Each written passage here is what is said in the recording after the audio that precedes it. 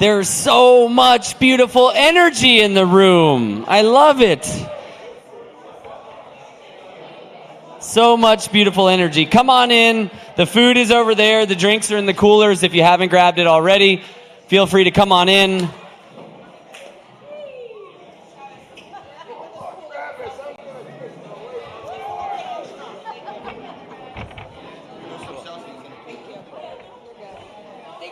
All right.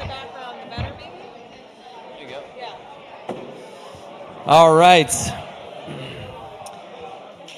And for everybody out there in YouTube land on the Piper's Angels YouTube channel tuning in for the live stream, thank you so much for tuning in. We're getting started here, kicking it off.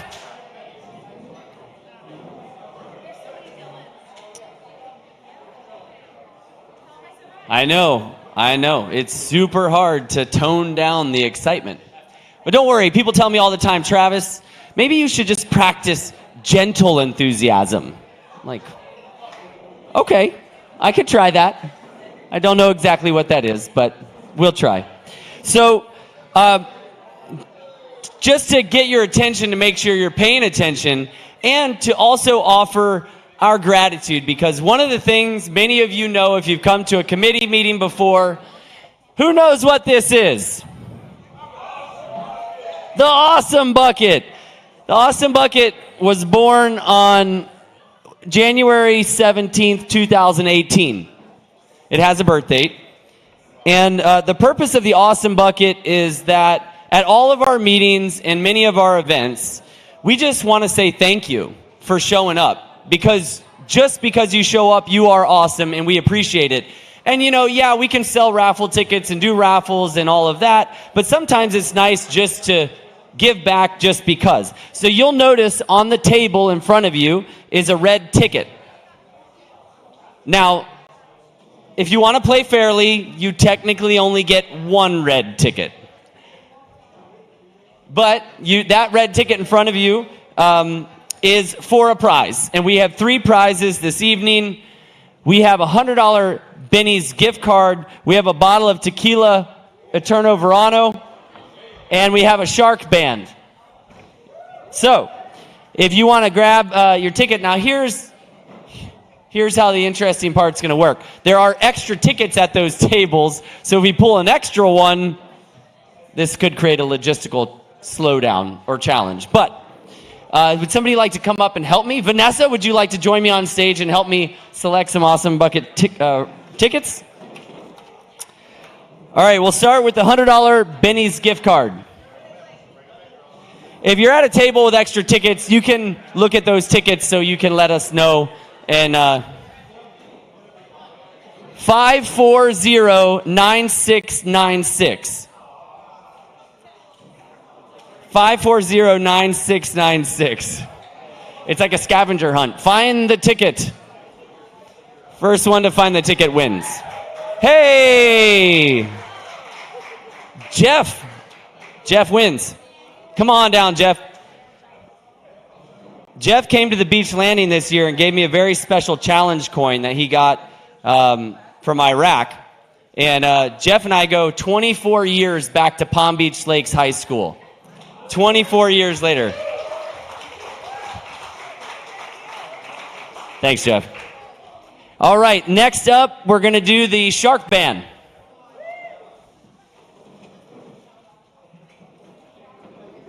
Here we go. 540-9725. 9725. Who's the winner of the shark band? Yeah! Come on down. I'll have you hand that to Riley.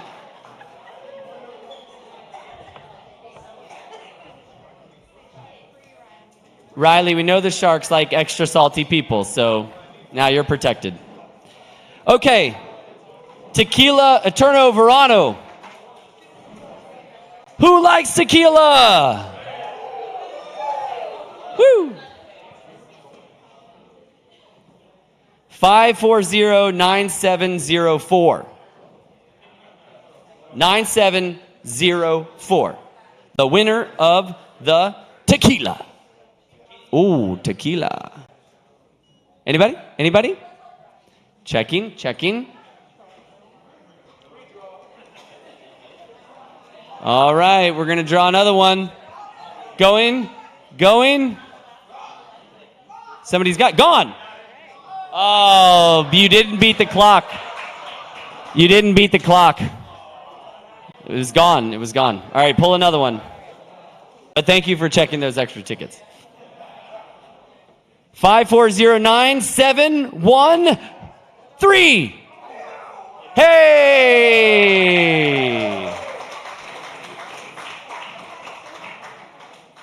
All right.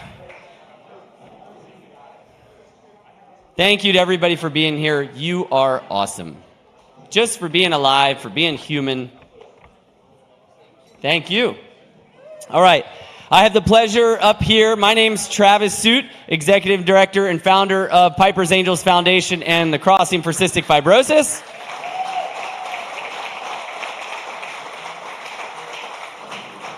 Practicing gentle enthusiasm.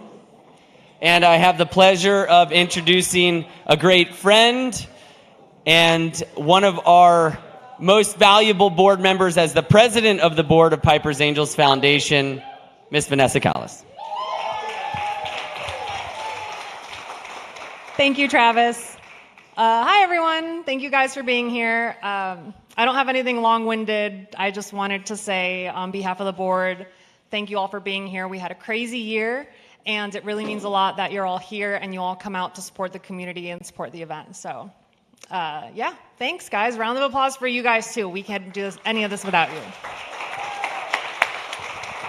Thank you. All right. Again, thank you to those out there watching the live stream. We really appreciate you tuning in and sharing and just being a part of this awesome community. So, how to sum up 2024? Anybody got any words for me? We accepted a lot of finite disappointment, but we are holding on to infinite hope. Yeah, that was the Martin Luther King Jr. quote that we had as a part of our experience in Bimini. Many of you know we had a roller coaster of a week. It was, like a friend of mine who lives in Bimini said, it was probably a 1 out of 5 years where you might get that kind of weather coming through in June. So it wasn't a typical weather pattern. And so to have some of what we faced coming over to Bimini, 6 to 8 foot swells, was tough. It was tough to get there.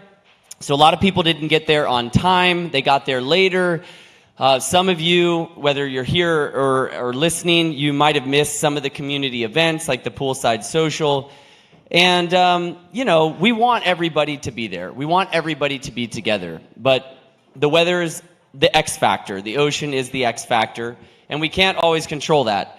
And I just wanted to say on that note, just thinking back over the years, that things don't always go as planned. And it's very symbolic for what people in the CF community go through. And I know we've talked about that at many of the events. And in 2013, when we did the first crossing, I had poured everything that I had into that event. And in a lot of ways, 4 paddlers and 2 boats felt almost bigger than 200 paddlers and 80 boats. It just felt that way.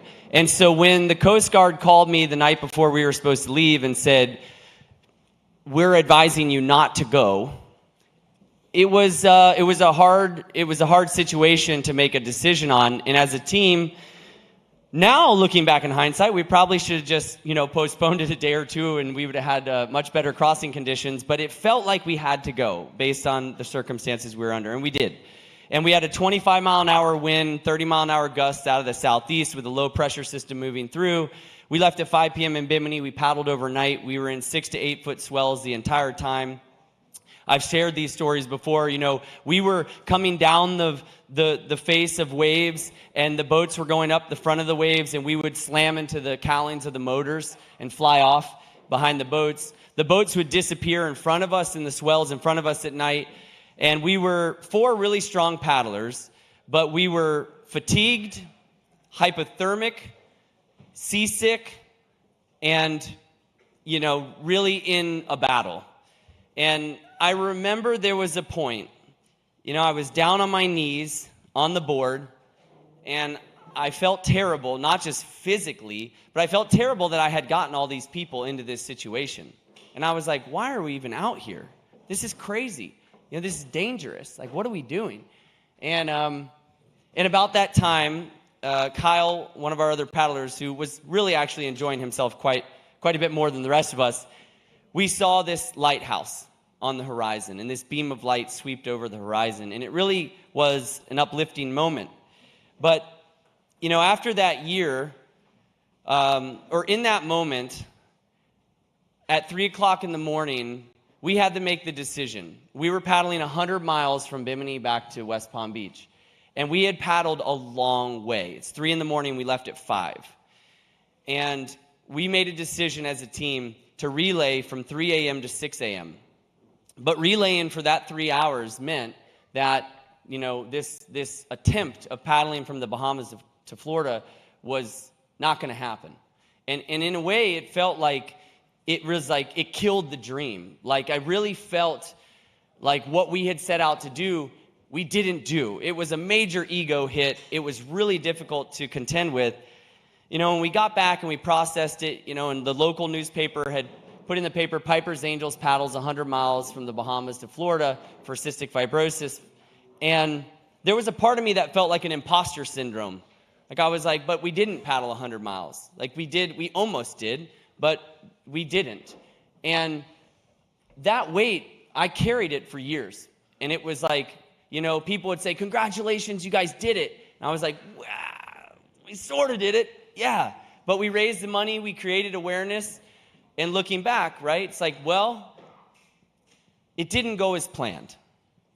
And I can fast forward to 2017.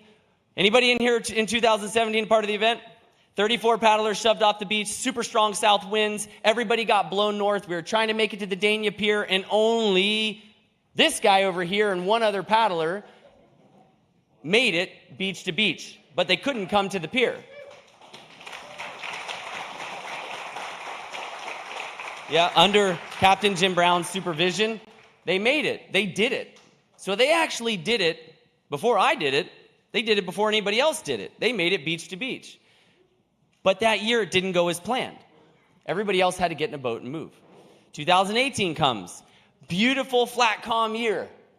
A lot of people made it, including my first time going solo and iron beach to beach. We made it. 2019 comes. 3 to 5 foot seas. Anybody here part of the 2019 crossing? It was rough. For me, 25 miles in, my lower back seized up, and I had to get in the boat. And it was really hard to ride in the boat with lower back pain for the rest of the way. It was really tough. And again, it didn't necessarily go how I planned it. 2020 hit. Anybody alive for 2020? Did 2020 go as planned for anybody in this room? Or anybody out there on the live stream? Probably not. If anybody in here was like, I knew exactly how that year was going to go, please come see me. I have some questions about my future. So 2020, the event was canceled. 2021, we rebound, we come back to the Bahamas. It was a big shuffle of the people who had signed up in 2020 but couldn't paddle, and then the new paddlers. And in 2021, it was rough. It was like 4 to 6. I was on a relay team. We lost our boat when the boat got to the Bahamas, which means we had to put 2 relay teams on 1 boat, and 7 out of the 8 people on those relay teams were seasick by 13 miles in on a small boat. We pulled up and ran in. Didn't go as planned. 2022 came. Who remembers 2022? The ocean was a mirror. It was a glass calm lake from the time we left Bimini back to Florida. Well, you know what? Everybody had an amazing year. A lot of people made it. It was slower than most. Took our team 17 hours and 15 minutes, but it was spectacular. And a lot of people made it and had a really good day on the ocean. 2023. It started a little rough. It flattened out, turned into a beautiful day, and then a bunch of thunderstorms came up right at the end. And a lot of people had to get in the boats because of lightning. Sort of went as planned, but didn't totally go as planned. 2024.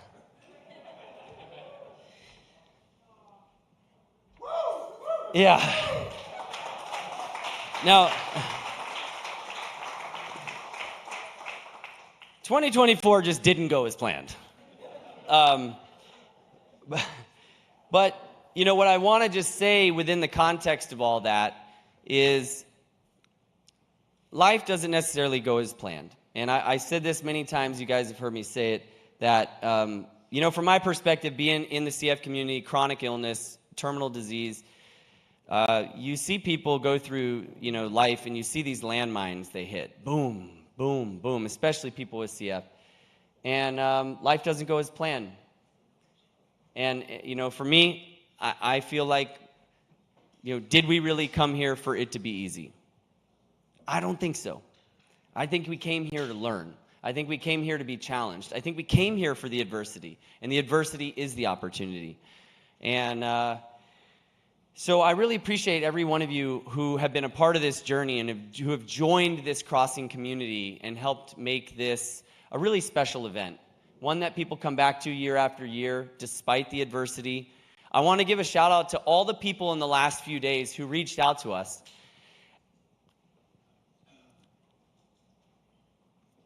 I can't tell you how much it means to myself and Casey, Tatiana, Darcy, Josh, and our whole leadership team to feel that love, to feel the appreciation and the support, despite often the disappointment that came with this year, with what people missed or with what they missed out on or whatever it was. You know, we work really hard. We want everybody to feel like they walked away with something special. And this community is really, to me, what's so special about it. And for sharing Piper's Angel story, this, as of today, let me hit the refresh button. We're at 749.8, 749,000.8 30 minutes ago.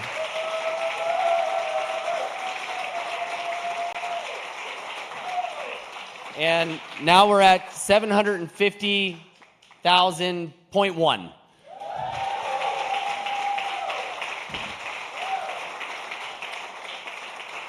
That's a massive accomplishment for all of you, for all of us. And what does that mean? That simply means we get to impact more families. That's the equation. We put a lot of energy in, and a lot comes out. Last year, our programs grew over 40%, up to 306 families that we served in this country and internationally. That number keeps growing. We keep getting introduced to more families. And to land the plane on kind of this introduction and what I wanted to share with you guys within the context of how important this event is and what it means to us, yesterday I was on the phone with a CF dad who has a daughter who's basically going to be listed for transplant. And we had an amazing hour-long call. We shared so much about what we've been through. And guess how he got introduced to this organization, this event, and he got my number. One of our captains, who was taking an Uber to the marina to get on the boat to come to Bimini, got in the Uber, and this guy was his Uber driver. And he said, "What are you doing?" And he said, "I'm going to get on this boat to go to the Bahamas for this event. And it's called the Crossing For Cystic Fibrosis." And he said, "Wow, that's amazing. My daughter has cystic fibrosis." And just like that, you know, and him and I spent an hour on the call yesterday. And there's something to be said about how beautiful that is and how meaningful it is to people when they're going through some pretty tough stuff. So they're going to participate in some of our programs at Piper's Angels, and we're going to be able to help that family out. And just like that, you know, that's what it's about. So you guys make that happen.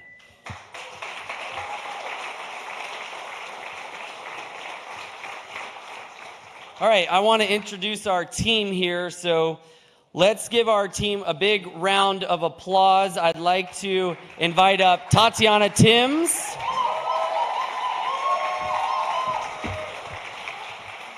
Casey McCullough, and Darcy Rodas.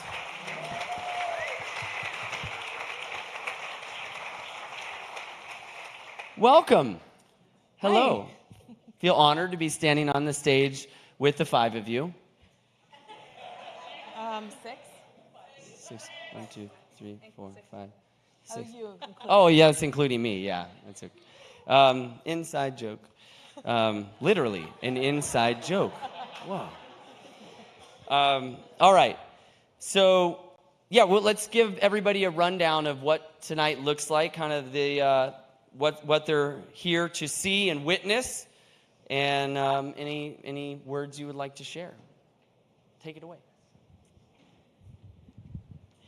What are we saying? Ourselves? Hi, I'm Tatiana, the development director. I'm from a CF family. My mother-in-law is right there, Denise Tams. She's the OG CF advocate, so it's ironic that I'm sitting up here and not her, but I'm just honored to be here. And I didn't get to participate this year. I watched everybody else participate in their own way, right? It wasn't exactly as planned, but I just want to give you all credit because I've been there where your plans don't go the way you want them to.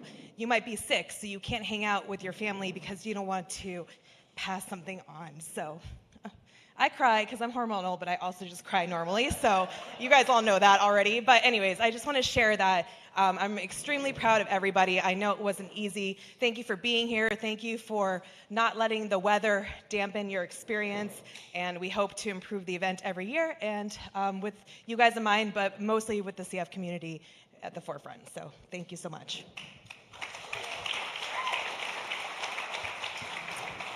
And I wanted to say, I know there's a few people here hoping to get some closure from the event, but I just want you all to know that we're here to celebrate you, what you've done, sticking it out with us, believing in us, believing in yourself. So just know we're here to celebrate with you, and we look forward to the rest of the evening and next year as well.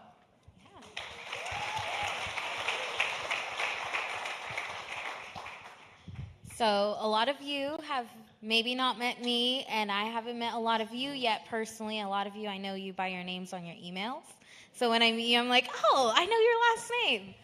But as I came into Piper's Angels and joined the team full-time a few months ago, I was already in love with what this community is and everything it strives for and everything it breathes and believes in. And I want to say this year, through the push through all the adversity, and especially on the beach landing side, helping direct that and executing it through unknown conditions and, plans that hadn't happened before. I just want to say that although this year didn't look like it has in past years, the seeing and the celebration and the happiness and the tears of joy and laughter of everyone arriving on that beach was something that will literally stay with me forever, because even the beach itself didn't look like it usually does. A new layout, a new plan, and it's marvelous how none of it mattered, because whether you made it 80 miles or you relayed or you made it back on the boat, we had paddlers who showed up who had to come home early, and it didn't matter, because what mattered was the love, the advocacy, and the difference we were all making through this event. So I want to thank all of you for giving me the most beautiful moment of my life as well.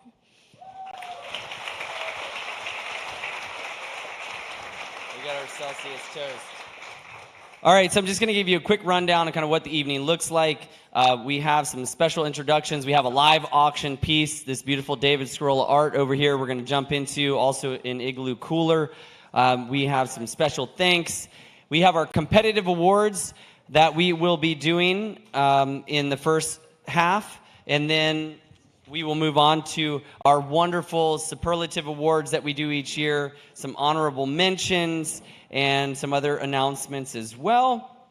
And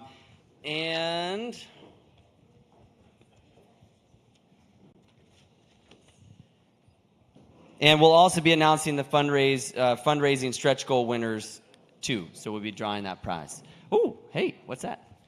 Celsius for you. All right. So we just want to offer our title sponsor, Celsius, a huge thank you.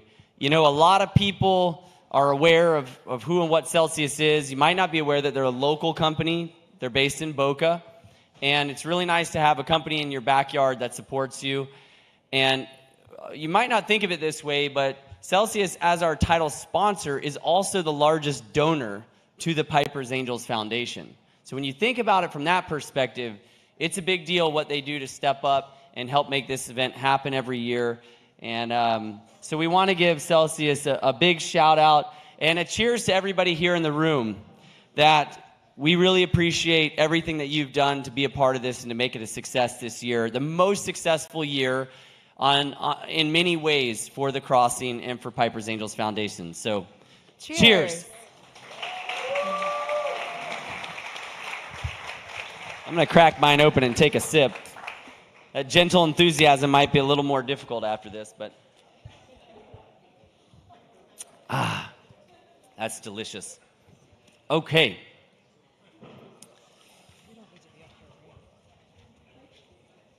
And again, thank you to everybody out there watching on the live stream. We appreciate you tuning in.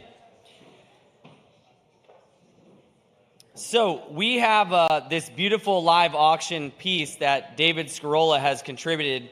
He contributed an art piece last year. David Scarola is a world-renowned photographer. If you haven't been to his gallery, David invited us to be in his space as Piper's Angels Foundation, and that commitment to us and that invitation has meant the world to us, to have a place to work from that is so special, so beautiful, filled with your art and your love. And you have committed so much energy to this foundation, and is just an exemplary example of what it looks like to be an advocate for the CF community and for Piper's Angels Foundation. We have this really beautiful piece called Electric Sunrise. So it's right over here. It's 32 by 48, and the retail value is $2,100, and the starting bid is $750.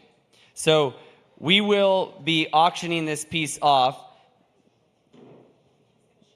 David's going to come up and show it off. Come on up, Mr. David Scarola.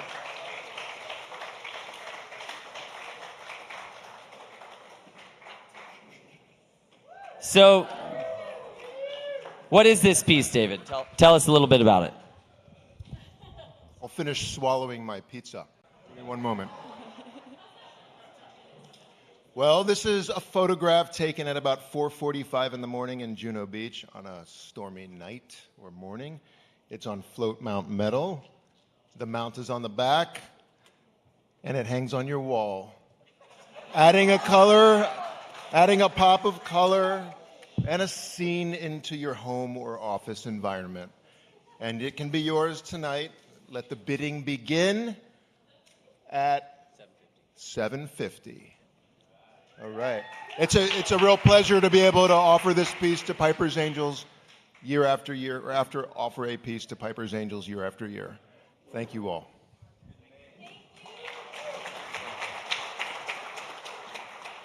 For the live auction, people can also bid on YouTube, right? Yeah, so if you're on the YouTube streaming, so this live auction is going to run throughout, and then we will take the highest bidder. We'll do a final round here at the end of the evening, and somebody will get to take it home. David, does that come with local installation? It does, yes. Okay, so if you take it home, David will come install it himself. He's a master installer as well. All right.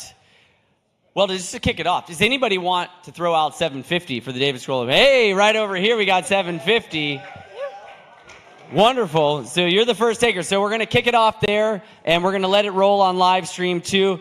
So we'll keep an eye on the live stream, and then we will come back to you in just a little bit. And we also have a 24-quart chest cooler from Igloo. So Igloo's been a big partner of ours. Thank you, Igloo. This beautiful cooler that can hold lots of Celsius or whatever you may need is looks like it's great for very durable activities. You guys look like some very adventurous, durable folks. So we're going to start the bidding for this one at $50. The retail value is $150. Anybody want to give $50 for the cooler? $50 for the cooler. All right. We're going to kick it off there, and then we'll come back in just a little bit with the live auction items. Wonderful. Thank you. All right, let's kick this off. So I want to start by thanking Bimini and the whole island, north side, south, all the Bahamas, for supporting us, not just this year, but every year.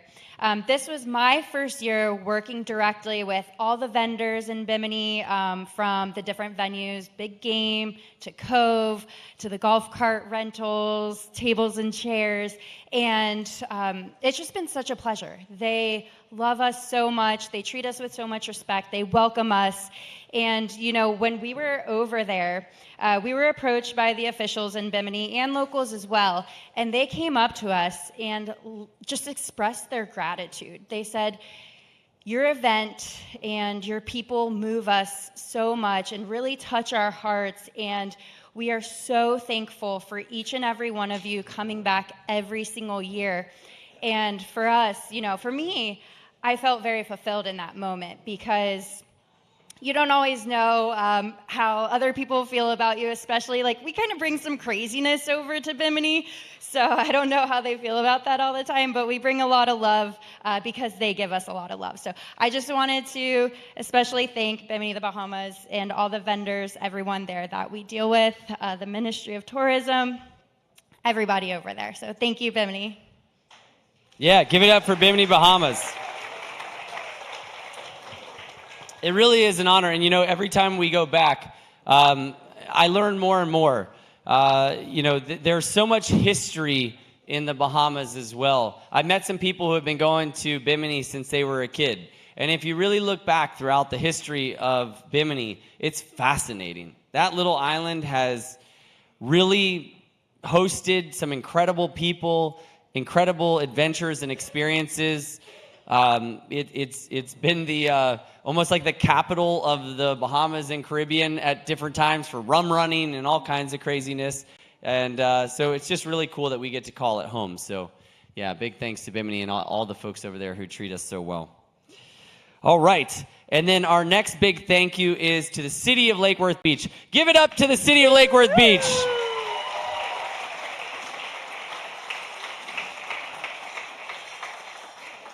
So the city of Lake Worth Beach, they really roll out like the sand carpet for us every year. They really make it easy to produce this event. They really support us in all the areas of logistics, and it just feels so good to have a home here in Palm Beach County, where when we're paddling home from the Bahamas, we have a place to come and land where there's ample parking and great restaurants, a beautiful pier that's iconic, and an awesome beach.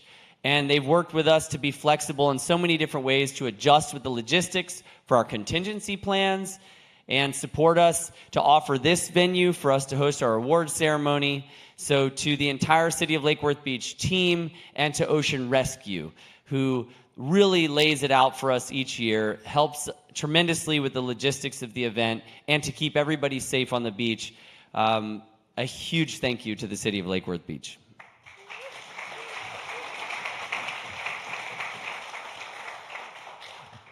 All right. We have up next our competitive awards. So this is an interesting category to be awarding. So I've got to provide the context for this because it's important. And, you know, we heard a lot of feedback, and we got a lot of really great support as far as the operations this year and dealing with all of the changes due to weather, right? A postponement from Saturday night to Sunday night, a postponement from Sunday night to Monday. And so it was challenging, but we rolled with the punches, and everybody who was a part of it, you know, was really dialed in. We communicated well, and we did the best that we could. But that doesn't mean that we're perfect either.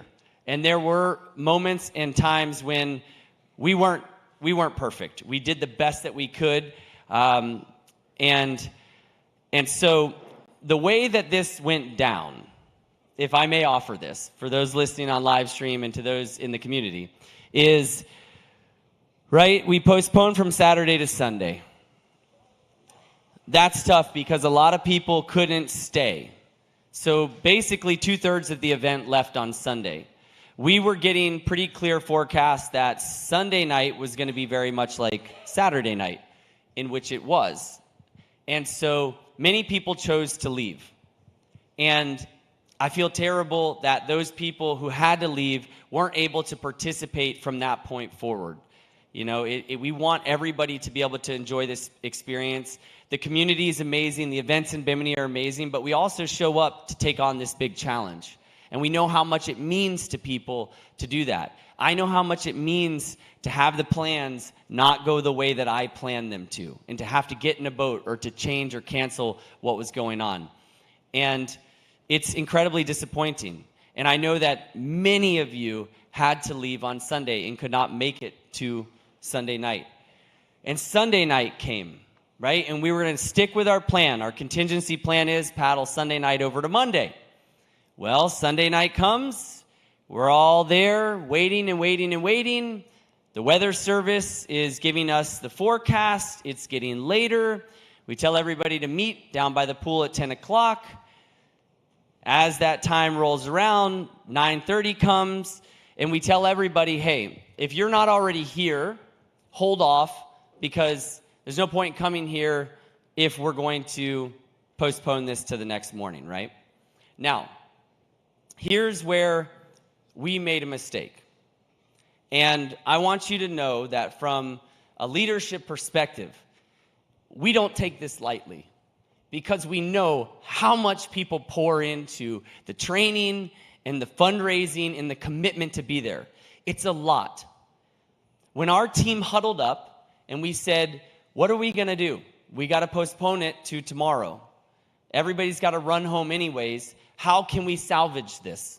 How can we still salvage something out of this? And our team got together and said, well, what can we do? And we came up with this idea to do a 30-mile paddle with a rendezvous point and a 30-mile race back to the beach.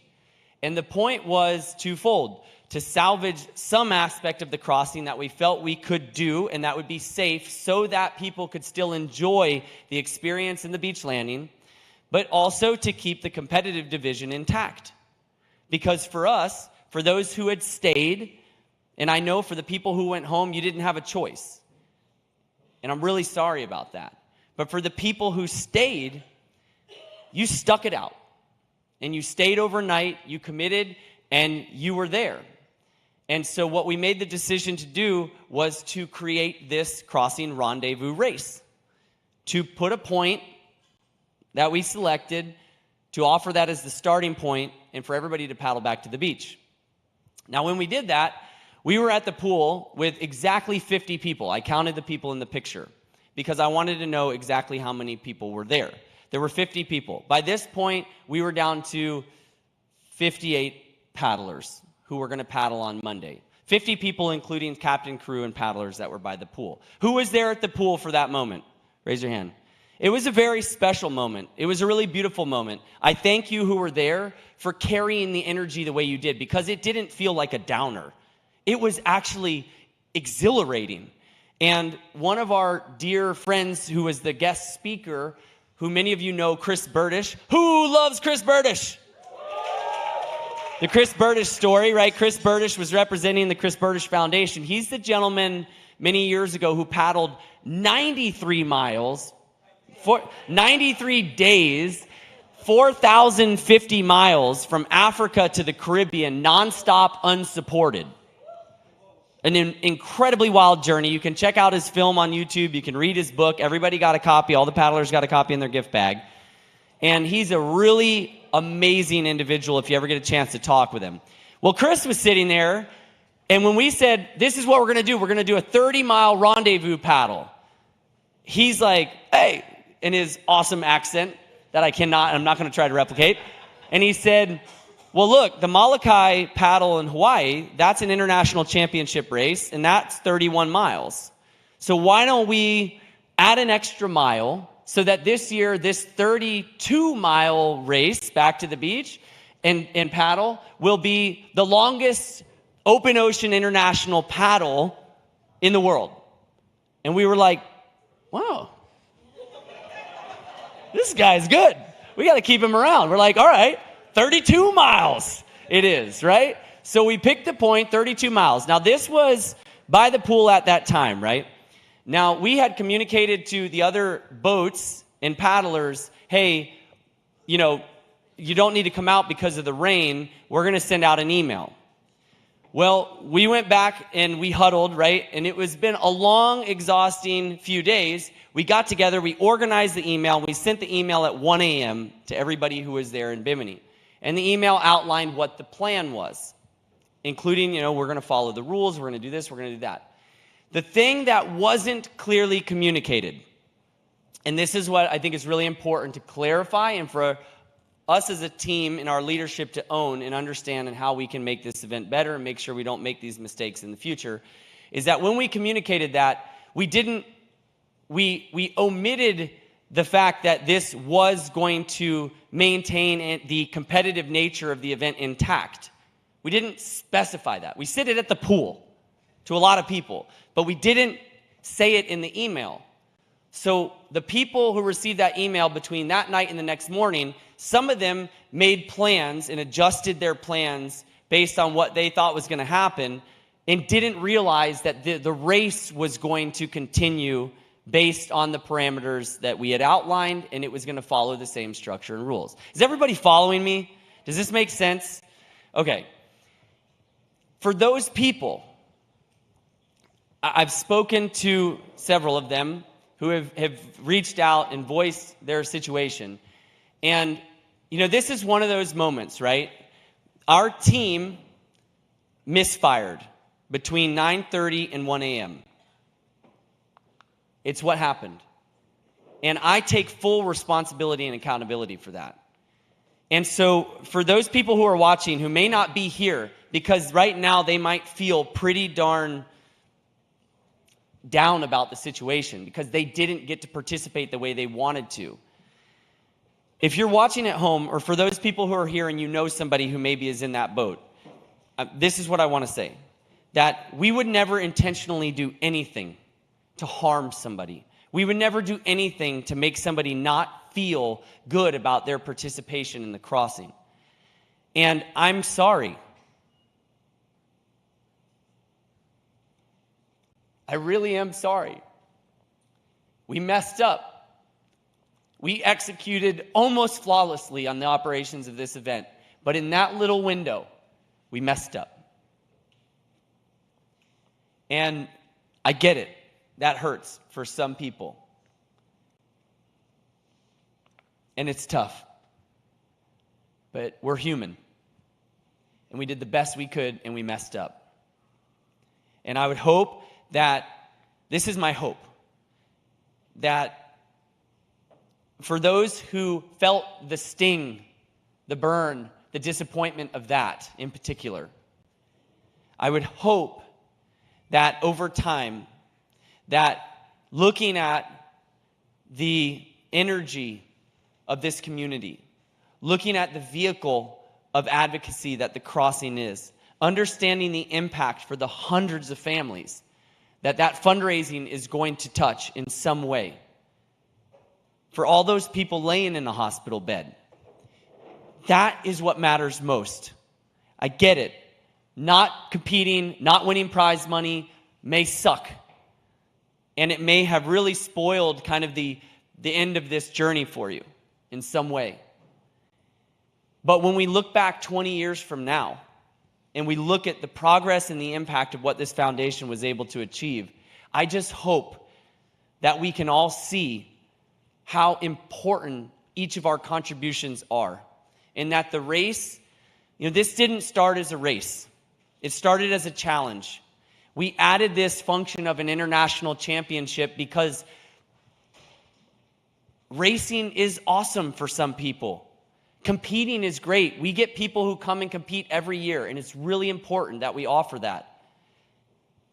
And some people want to go for it. We've seen people race in different divisions and categories. And we love that aspect of the event. But it is a hybrid event.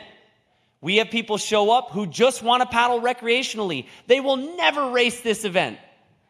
I have never raced this event. For me, just paddling in the crossing is about survival. There's no thriving going on when I'm paddling. It's like, I can paddle, but not like some people. So, but for others, and we've seen it over and over, they show up because there is a race. They show up to compete, and they come for the challenge, but then they stay for the cause. And they become cystic fibrosis advocates because of it. So I know that was a bit long-winded, but it's really important that we take ownership and responsibility for what we chose to do. And in choosing that, we did set up the competitive category. And in choosing that, there were people who followed the rules. There were people who submitted their times. There were people who followed every rule in detail by the book. And for those people, they raced. And for those people, they competed. And there weren't many, but there were some. And because we said, this is what we're going to do to keep the competition intact, we must honor that. We would be going back on our word to those people who were by the pool if we said, this isn't what we're going to do. We're sorry. We're changing our mind. And that wouldn't be right. So there's no right or wrong in the situation. It's a double-edged sword. There's no way to justify it. So I hope that everybody can understand. I hope that people can see that we've never exercised a contingency plan like that before. We did the best that we could. But now we know for next year, we're going to have a written contingency plan published on the website, submitted to everybody in advance, so they know what to expect when they come to Bimini if the weather pushes the event a day or two. And that'll be it. And we've lived and we've learned, and we'll be better because of it. So let's get to the awards.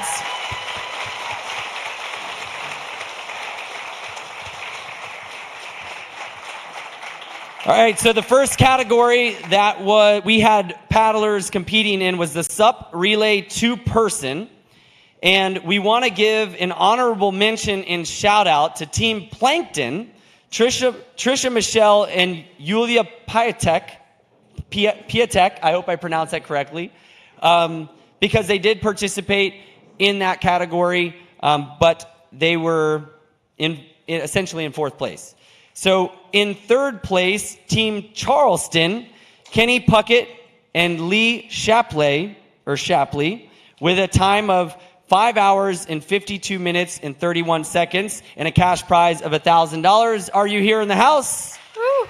They're back in Charleston. Team Charleston, I should have seen that one coming. Congratulations if you're watching out there. There they are. They're on the live stream picture there. Beautiful. All right, in second place, this was great. I loved seeing their boat, their banner on the boat. Every time I'm like, what a great team name, too. Team Moms Incredible.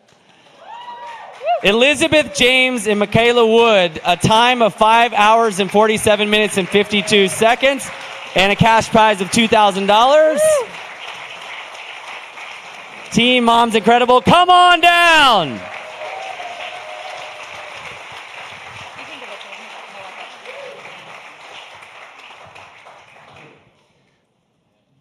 The team names in this event are the best. They are just the best. I think we need a team name award. We do need a team name award, but that would be so hard to pick. There's so many good ones. Girls, you can come up here so you can get a photo. Yeah, we got to get a picture. Over. Give it up for Team Moms Incredible. Yeah. Good job.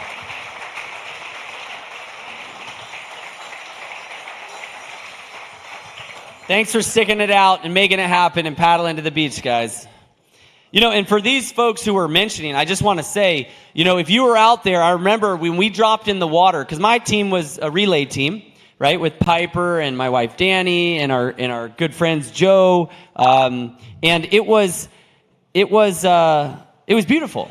And then slowly in the east, the storm started building.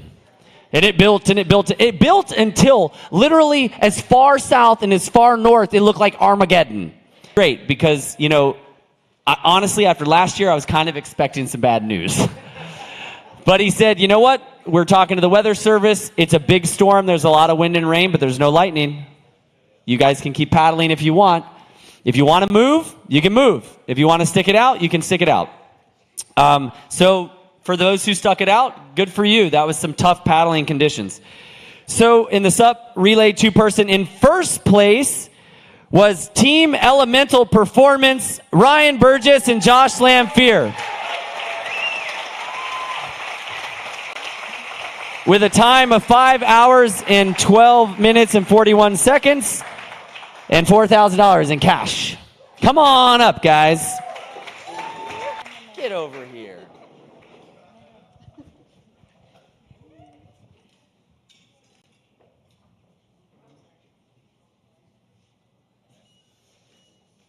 All right. Thank you, Ryan and Josh. So, how many times, Ryan, have you done the crossing? 6 times. Josh? I just want to give a quick shout out to my captain and crew, Renan and Kathy Aponte. They've been a big touch. And your crossing in 2018 was with Kathy and Renan. Captain Wow! Captain Wow. And just a note on the cash prizes. So, profit, and we do give out cash prizes because this is an international championship, and we want people to look at it that way, right? But these cash prizes, for most people, are barely covering their expenses to participate. So we look at... We want to give a shout out with our honorable mention to Team Paddle. It is not their first rodeo. They came back this year strong. We have Team Tideline with Cheryl Goldstein, Barney Heath, Feliciano Lopez Diaz, and Alexander Wusha, with a time of 5 hours, 13 minutes, and 5 seconds, winning $8,000.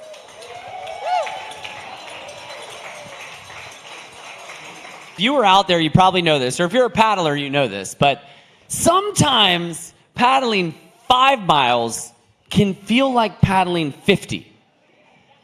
The first training paddle that I ever did for the 2013 crossing, I showed up at Kyle Igneri, he's right over there. He was like my paddle coach, the Shark Whisperer. I showed up at his paddle shack down in Riviera Beach. He gave me a big recreational board, and I said, what do I do? And he said, paddle down to Munyon Island and back. And I was like, okay. It was like December. That's like about 6 miles. I got about 2 miles in, and it was blowing like crazy. It was freezing cold. There was like a washing machine 2 to 3 foot chop in the intercoastal, and I was like falling off every 10 feet. And I was like, I can't believe I'm telling people I'm going to paddle from the Bahamas to Florida. I can't even paddle to Munyon Island and back. This sucks. This is terrible. I felt it was so demeaning. I was like, this is not good. I legitimately didn't know if I was actually going to get back to where I started. It was tough. So, depending on the conditions, I was bartending on Palm Beach, had a relationship with Jimmy Buffett. That's how he joined our advisory board. R.I.P. Jimmy, we love you. And he was sitting at the bar one day, and we were talking, and I said, yeah, we're supposed to go paddling tomorrow. And he's like, yeah, it's going to be blowing. And I was like, I know, it's going to be so windy. And he goes, well, wind builds character. I'm surprised I don't already have it tattooed on my body. That was Jimmy Buffett's words. I mean, coming from a guy who knows a lot about wind and being on the ocean, I think I'm going to get that tattooed on my body. So, that 32 miles for some of us, I can tell you for our team, for me and for Piper and the rest of our crew, we were out there paddling and it got windy and we were like, whoa. We had to pick up and move because people couldn't paddle straight. They were getting blown into the beach. They were being overpowered by the wind, right? Which can happen. And that can be dangerous. So we picked up and moved. But that was just after Piper and her boyfriend, Tyler, had like a 10-foot hammerhead swim right underneath their boards, which was great. It was great. Yeah. All right, the next category, the OC1 category. We only had one OC1 in the event this year. I would love to see more OCs. OC1s, OC2s, OC6s. I've seen OC4s. Give me an OC 20, somebody. I would love to see more OCs. An ocean outrigger canoe. That's the canoe that has the arm with the ama the ama. The thing. In first place is Team Ford's Fight Tyler Hoffman with a finishing time of 5 hours, 7 minutes, and 32 seconds. Come on up. Tyler's been on this stage a few times in the crossing.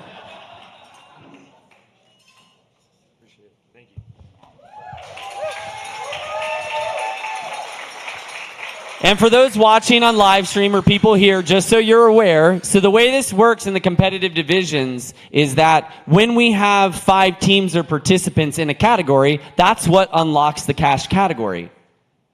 Because we want to encourage more people to participate. So if we have a category like OC1, next year if we have that group filled out, then it unlocks that category.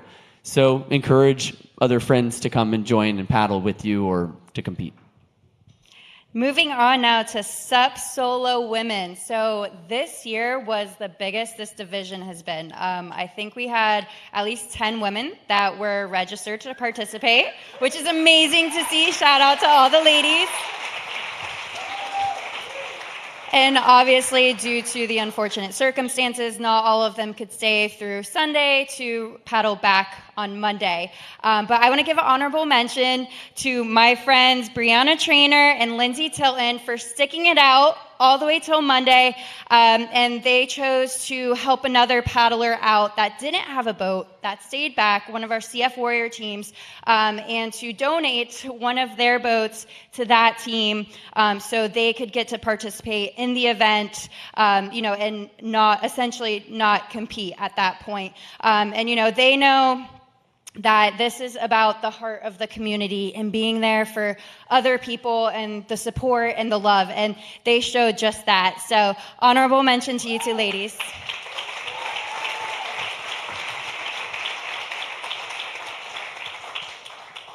And in first place, this female, I know she heard about this event. I'm not too sure exactly when, but when she heard about it, she jumped straight in. She dove in with the advocacy, posting on social media about what she's doing and the cause, talking about it, and just really immersing herself in the community and what we're doing and the people too. And she is the best female paddler in Canada. So I'd like to welcome up Maddie LeBlanc with a time of 5 hours, 40 minutes, 29 seconds, winning $5,000. Come on up, Maddie. Yeah. So technically, even though this was a modified rendezvous race course of 32 miles, Maddie is the first international champion in this event. International women's champion in this event. Thank you. And I also just want to share a little background. She had a team following her and documenting and creating like a web series, sharing. It was called Ocean of Hope. And it was really beautiful to see the content posted and shared. And part of that was you meeting a CF family. And I just want you to just share a little bit about, the CF family you got to meet and why that's important and what this means to you. Thank you so much, Travis. Actually, I do really appreciate taking a moment to really say thank you to each and every single one of you for welcoming me into this beautiful community. I definitely did not know of anybody with CF, and I didn't have any personal connection to CF, even when I clicked the register button to participate in this event. It was shortly after I registered that I started promoting on social media, hey, I'm doing this really cool thing. And one of my SUP surfing friends on the Great Lakes back at home, she reached out to me and said, hey, you need to get in touch with my friend Vicky, who has a son with 2 very rare genetic mutations of CF. And I think you should connect with them and hear their story. And so, Sebastian, if you're watching, learning your story, he's a Canadian boy. He's about 6 years old. He has 2 genetic rare mutations with CF, and he's currently fighting for his right to try Trikafta. In Canada health regulations work a little bit differently for the rare genetic mutation community. So unfortunately for Sebastian, Trikafta is not an easy medication that he can have access to. So learning about his story and trying to share that throughout this crossing journey has been a very unique, humbling, educational experience. And hopefully one day we can change that for him. So thank you, Travis.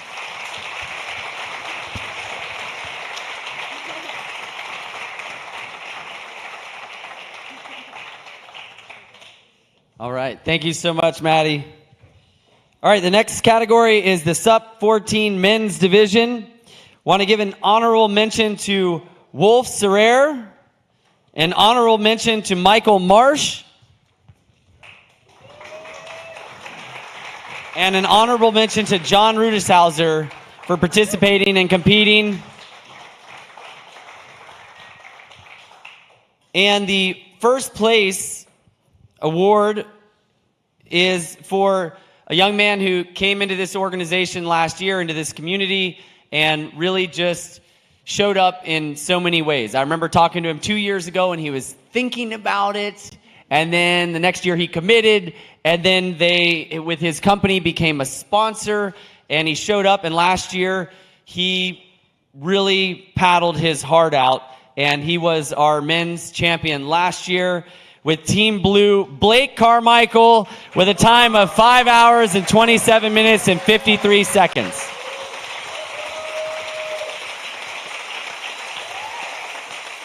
Come on down, Blake.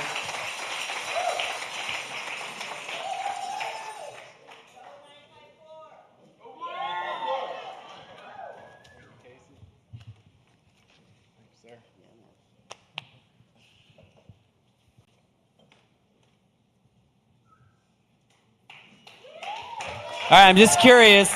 So in like 90 seconds or less, like what was the experience of paddling in that 32 miles like? Honestly, when we first got going, I thought, okay, it's going to be 30 miles, it's not 80. We can do this without, going through too much adversity. And then Maddie took off, and I was just trying to keep up with her and not let that boat with the big American flag get too far away. Did you guys see that? The Canadian paddling with the American flag on the side? But honestly, by the time I hit mile 30, I was cursing Chris Burdish out for adding those extra 2 miles. But no, that was the most epic moment, sitting there going through the contingency plan, talking about the rendezvous, and Chris Burdish is, what if we had 2 more miles to it? So a lot of cool, really epic moments from this event, and although it didn't go as planned, like Travis always says, whether you paddle 1 mile, 5, 10, or 80 miles, or even if you had to go home because of the weather and you couldn't stay, just be incredibly proud of yourself for even signing up for this event and getting to that point. So, yeah, just honored to be a part of it again for year 2. Thank you, Blake.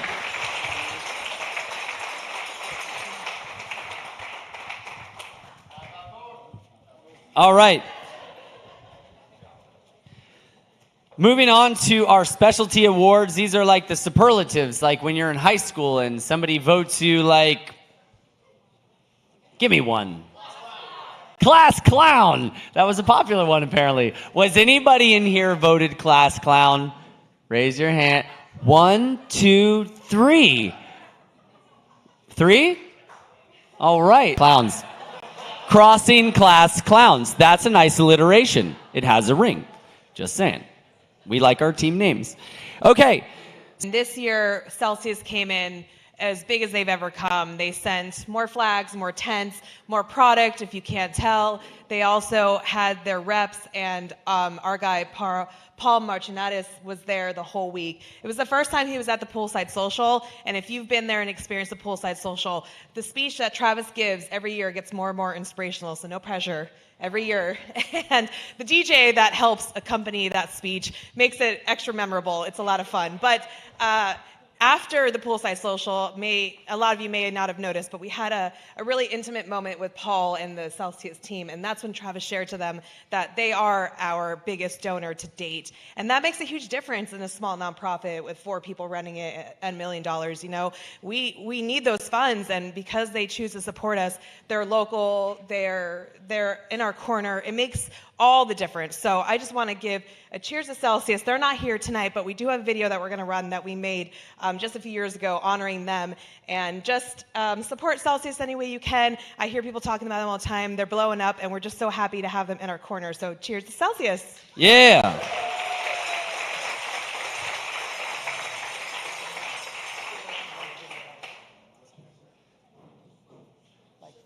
Mm-hmm.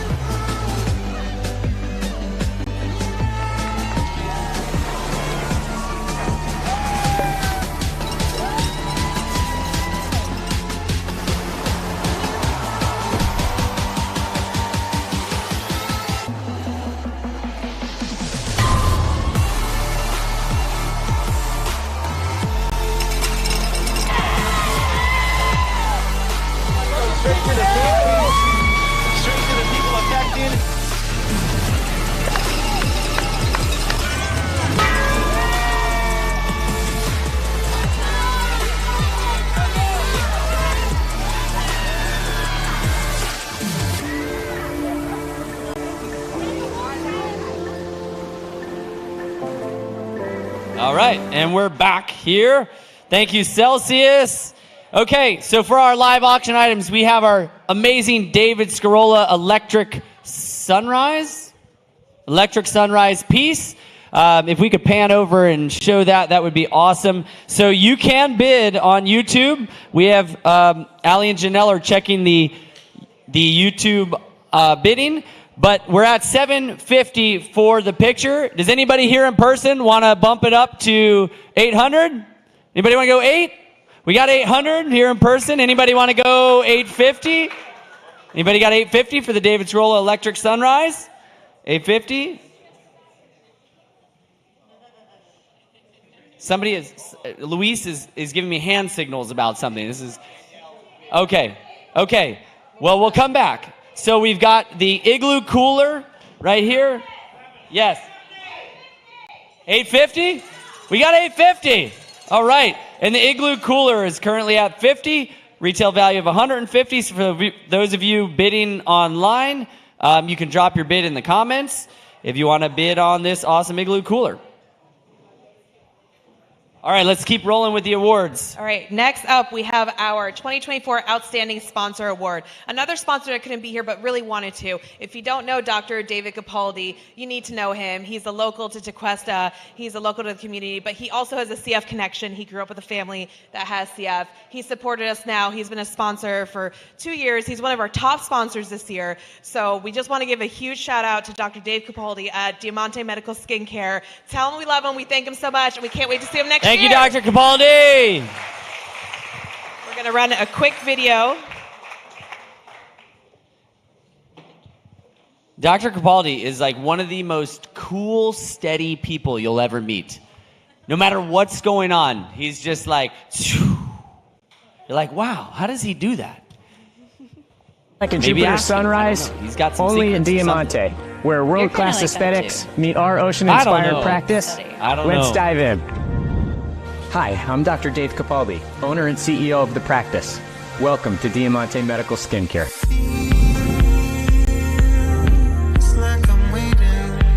Feel your best from the inside out with our bespoke vitamin IV therapy.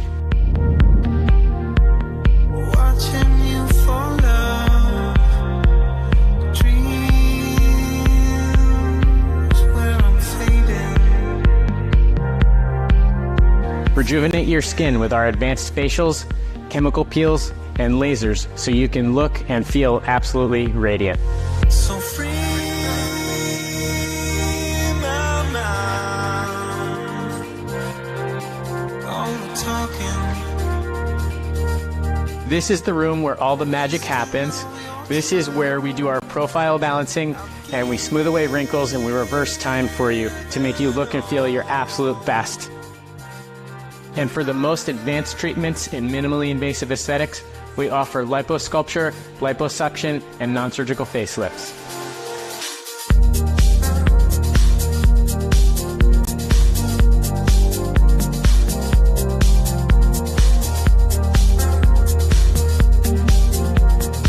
Feel youthful and energetic with personalized hormone therapy. We address fatigue, changes in weight, and we create a customized plan for your optimal hormone levels.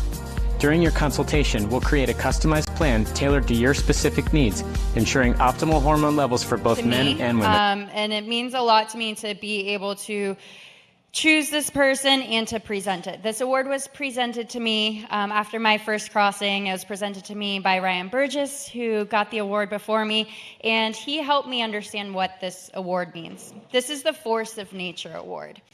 And this year, I'm awarding this to this person who has showed up for not just this year, but multiple years in a row, had their eye on paddling for a couple years, finally pulled the trigger, signed up, put a team together, and put in so much time on the water. I think this person was probably on the water more hours than anybody else here. It was documented in the March Challenge too. Just gonna say.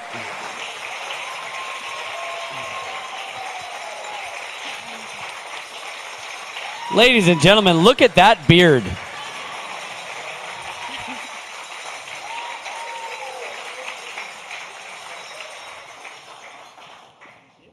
Congratulations.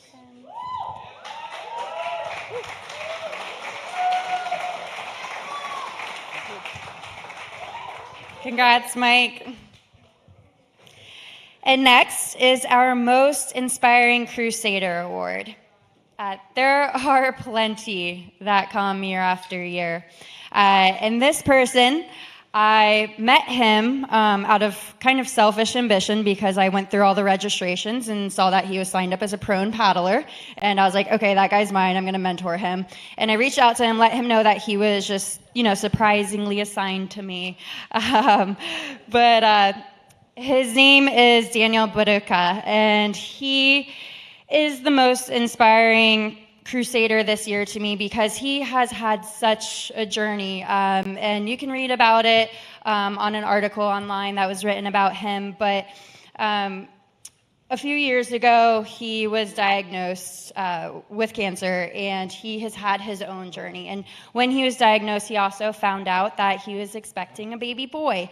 And so at that point, he decided that, he wanted to be able to be there for his son and to be there as best as he could to live his life. And so he is on this journey. He said, I think it's been 4 years in the making. He signed up for the crossing. He lives in Ohio, so he paddles up there in the freezing cold. He wasn't a prone paddler, so he decided to sign up for the crossing in the hardest category, what I think is the hardest category that you can do in the crossing, to paddle rec solo prone paddling. And he was paddling throughout the whole winter when it was like frozen up there. I don't even know how he did it. So he's had that journey. He gets here.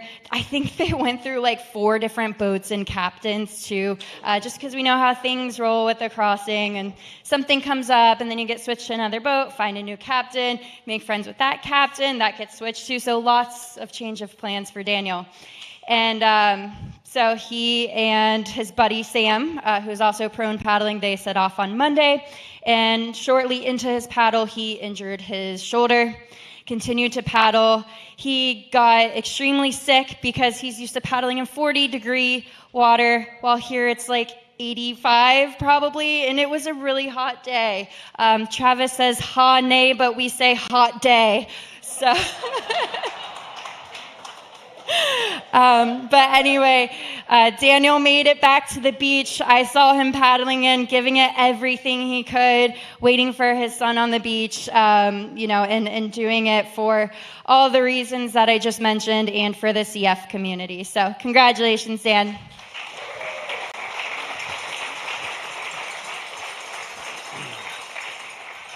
I think that was the best dad joke you ever dropped. Well, You got me on that one. It's actually Chris's joke. So. So yeah. Nice, Chris. All right. Next is our Outstanding Bimini Volunteer Award. Bimini was fun this year. I mean, I know it was like kind of crazy getting there, but it was good. We had a amazing dream team this year. I believe like 28 volunteers that came over to help. So we got the event set up in 2 hours instead of 2 days. It was 2 hours because everyone worked so diligently, worked together, brought such amazing energy. But this particular person, she offered help from the very beginning. She signed up as a paddler, but she said, hey, I want to come help out all week. Put me anywhere and everywhere you need me because I want to be there to help you all. And I told her, I know you're a paddler, so I want to give you time to rest. And she's like, no, I want to help. That's what I'm here for. And, we had other people that had certain needs come up, and she offered herself right away. And All right. Darcy's up to present the next award. So obviously, as we all know, the beach landing looked a little different this year. Despite it being on a Monday, we had long nights starting from Saturday night. We were setting up on the pier to have the safety team start tracking all the paddlers coming in when we get the call that we're postponing. I turn around at everyone and I go, so what happens now? They go, well, it's never happened before. You have to figure it out. So we figured it out, and we went from having, for Sunday, scheduled a little over 109 volunteers to having 14 on Monday.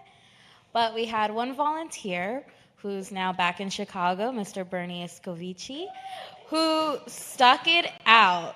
And I mean, he went from offering to deliver food to us at 2 a.m. to changing his flight so him and his daughter could stick around longer to help, to saving an injured bird on the beach.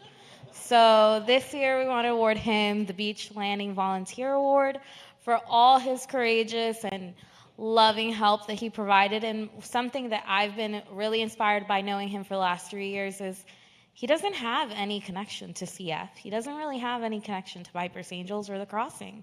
He flies down every year with his daughter to just help out and spend the weekend here. So I'm very honored to honor him, our dear friend Bernie. Give it up for Bernie!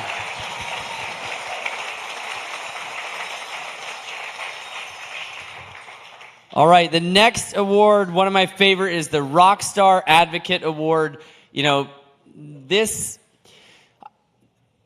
This event creates more awareness generated through traditional media, which we can track, and through social media, which we can sort of track, but the peer-to-peer nature of this event really expands the awareness. Now, here's the thing.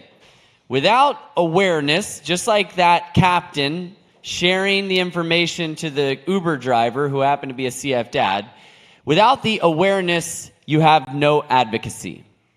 So for a community like ours, advocacy is when the community is in action. That's what Maddie was doing, right? Representing that CF family in Canada. So we need, that advocacy is so important. And so the Rockstar Advocate Award goes to someone who really puts it out there in a big way and goes all in. She's focused and she's going to make it happen. She will go at it, and it's really a beautiful thing to witness.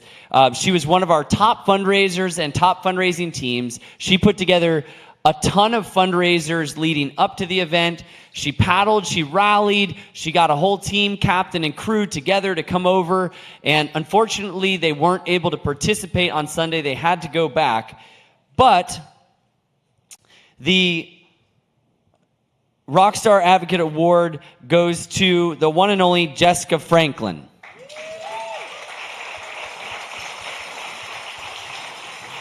Jessica lives on the west coast of Florida, so she couldn't be here, but I know she's tuning into the live stream. So Jessica, thank you from the bottom of our hearts here at Piper's Angels Foundation for being an amazing CF warrior, for paddling on behalf of those people with CF in your life that you have lost, for those who are still living and that you inspire in so many ways. And it's really been an honor and a pleasure to see you through this journey and for you to be a part of this community.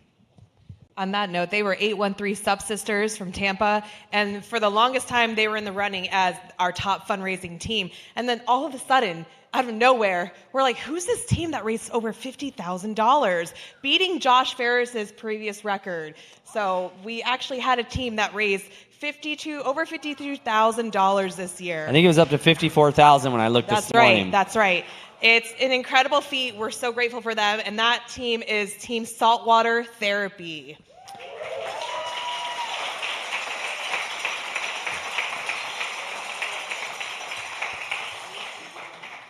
And that team, in addition to the individual who led that team, so as an example, last year, a few weeks before the crossing, I get a phone call that somebody was making an introduction. They say, hey, I know this young man locally who his daughter was just diagnosed with cystic fibrosis. I think you should connect. Well, that's my job. And I really love to connect with other CF families. And that's what we do. And reached out and connected with Scott. And we got to talking and shared what was going on with the Crossing and Piper's Angels and learned about his family and his daughter. And what was amazing was that he, in just a few weeks, committed to being a captain in the Crossing. He came to the Bahamas a few weeks later, right? And then this year he signed up to be a paddler. And then he set a new fundraising record for this event. So he is the top fundraising individual award. His name is Scott Ames.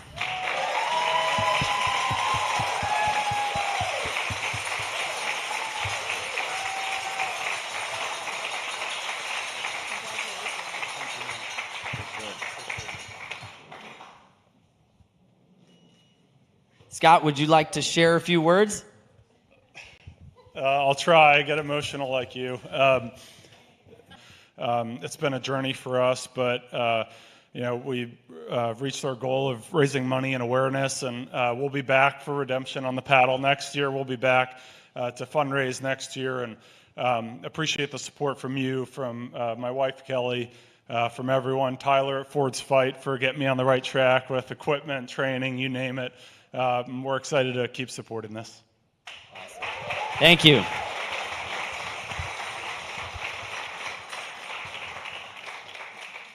Shameless plug. He's also already got his tickets to the Piper's Angels Gala on Saturday, December 14th.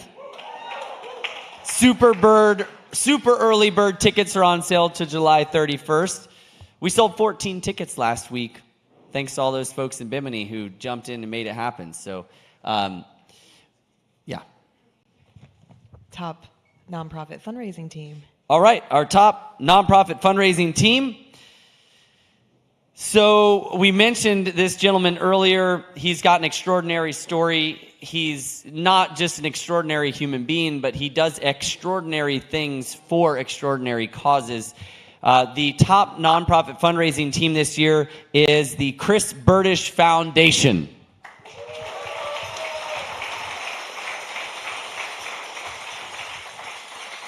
And I got to give a shout out to Evelyn O'Doherty from previously Stand Up Journal magazine, now Sessions magazine. She's been a big supporter of ours over the years. She's published many articles about the Crossing. She's come to the Crossing to support. This year she came. She's the one who reached out to Chris and said, we got to do this.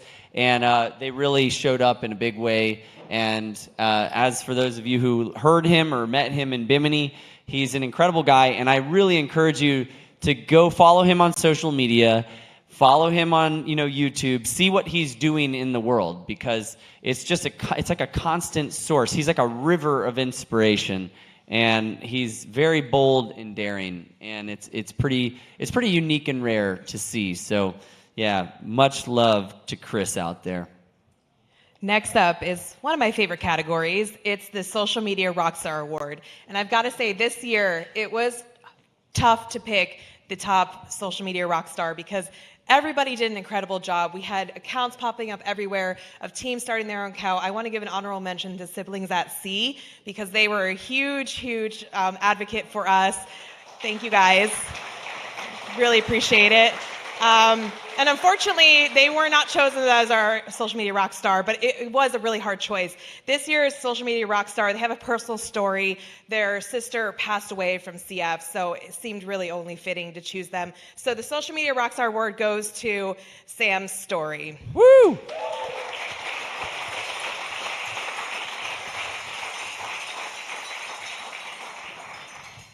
All right, next up is the Admiral's Honor Award. And this would normally be presented by our Director of Safety and Logistics, Josh Ferris. He could not be here tonight, but I know he's tuning in, so thank you, Josh.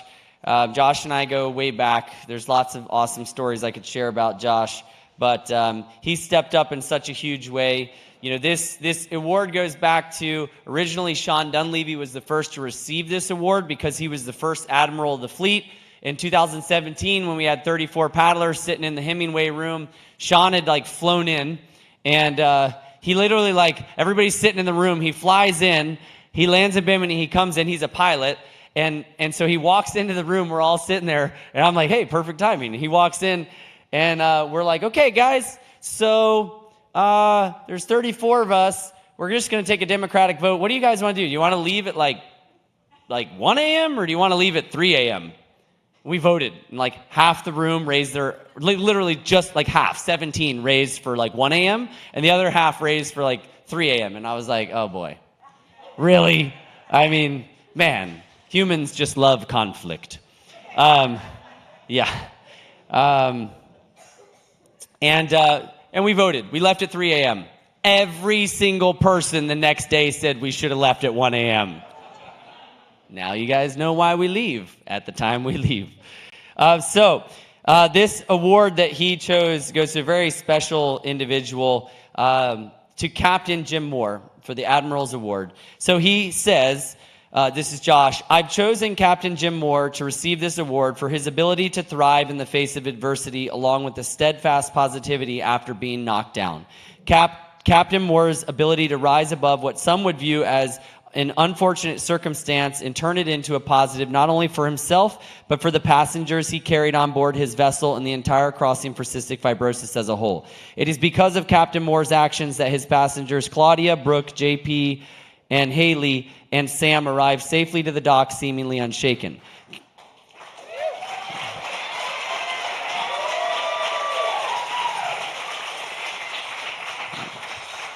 We have some of those passengers in here, obviously. Captain Moore recognized a detrimental failure in his vessel while underway to Bimini and formulated a plan, empowered the crew on board without causing panic, and executed the tasks necessary to ensure that all souls on board arrived at Bimini safely. All souls were not lost. Despite his vessel sinking in Bimini, Captain Moore stayed the course and continued to do all he could to support the cause and ensure his team was kept in safe hands. Captain Moore went on to offer his gear, expertise, time, and effort to assist in helping out the 2024 safety team and helping with our current security. Captain Moore acted as an example to all captains in and outside of this event through his selfless actions to ensure safety, a true example of what it means to be bold in the face of fear. He says, I would also like to recognize Brooke Hunsicker, Jennifer Smith, Sam Dumas, and Haley Wade for their positivity and support for Captain Moore and the Piper's Angels Foundation.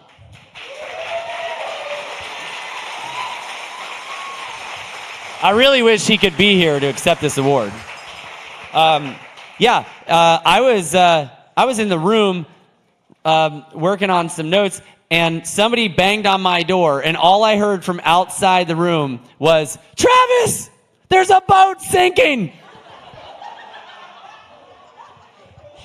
Bimini. That's all I got to say. Anything can happen, and the boat did sink. he had the hull fractured about 20 miles out, and he was able to get in. His choice was to beach it or come into the marina. He chose the marina because he wanted to tie off at the docks. I have never seen such an incredible effort by the community of people, not just people in our event. People were jumping on the boat, taking stuff off. People were helping do all kinds of things in the moment. The community of Bimini, I have never seen, and I'm saying this with all due respect, I've never seen Bahamians move that fast. It was like, whoa, like ninja. The ninja Bahamians came out. It was wild. And they really like got into it. And there was a big tractor, and then there was a trailer, and it was like, oh, this isn't their first time doing this. Yeah. It was smart that he pulled into the fuel dock, because I think part of some of them were like, guys, we got to sell fuel. There's a sunken boat at our fuel dock. We got to get it out of here. But yeah, he's an amazing guy. When he showed up to the office the other day to help us out with a couple things, he had a shirt on that said "Right Whale Whisperer." And I said, Jim, are you a right whale whisperer? And he said, sort of. I said, why? And he said, well, I'm part of a research group that is studying the audiology of why female mothering right whales with their calves, when they come to Florida and the Caribbean, are silent. They don't communicate vocally. They just communicate through tactile senses until they turn around and migrate back north. Then they start talking. And he said, we think it's because of the predatory animals. We think it's because of the aggressive males. They want to protect the young, so they don't talk. They stay really quiet. Like if you were in the woods and there was a wolf, you'd be like, very quiet. I'm like, this guy is really interesting. Anyways, if you ever get a chance to talk to him, he's an amazing guy. Okay, up next, the Unsung Hero Award. So the Unsung Hero Award goes to somebody that is exactly what it says. Somebody who has just committed so much time and energy behind the scenes, really has not, necessarily, stepped in front of the camera or been recognized in a way that is prominent within the community, but has played a prominent role. And this person, essentially, I met her many, many years ago. She's an amazing young woman who's very fiery, and stepped in and jumped in and helped create the beach landing here in Lake Worth. She's a Lake Worth resident. She's been a part of the Crossing community and committee for a long time. This was the first year she stepped back from her leadership at the beach landing. And she's done as much for Piper's Angels Foundation and the Crossing with this event, especially here in Lake Worth, as anybody. And that's Jennifer Napolitano, the unsung hero.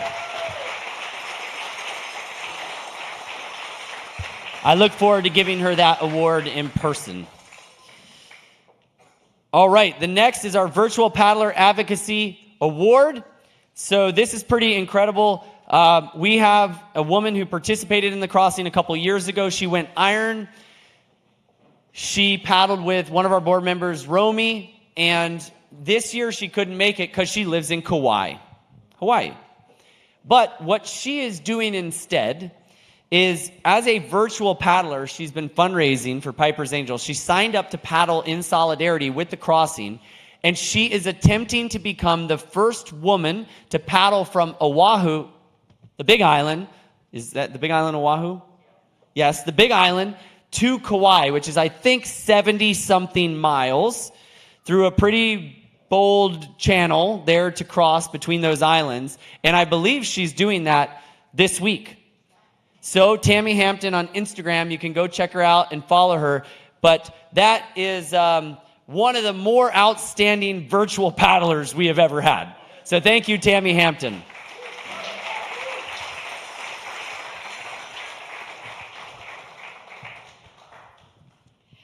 And next, we have our Outstanding Volunteer Award. We already did our Outstanding Bimini Volunteer, our Outstanding Beach Landing Volunteer, but this volunteer helped out on both sides. And quite frankly, kind of saved my life and my sanity this whole time.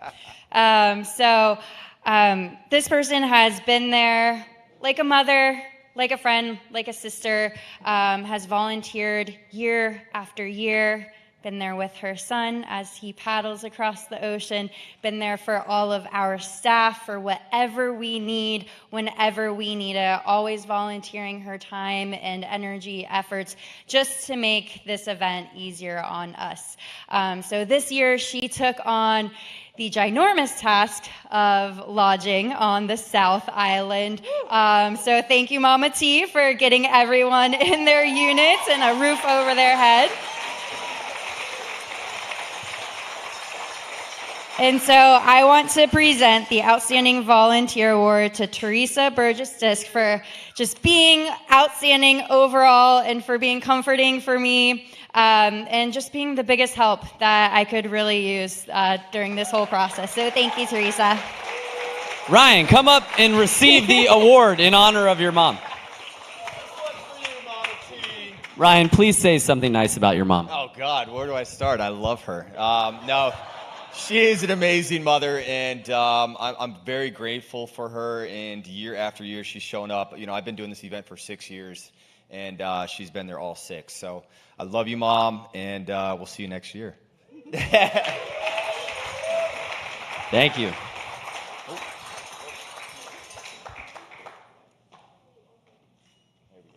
All right.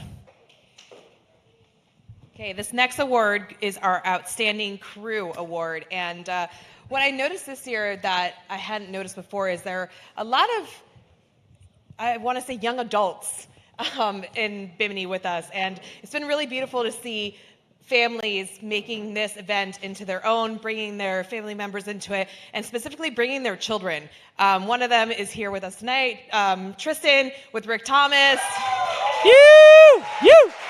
I just had to give a huge shout out to them because Tristan's come year after year. He's like the silent type, but he's always there to help, and he swims like a fish, if you guys didn't know this. But it's just been really beautiful to watch families make this event into their own. So we welcome it. If you ever want to bring your families to Bimini to help out, that is the goal and intention. Help us out in any way, because this foundation, there's 4 of us, and then everything else is volunteers. So just wanted to send our shout out.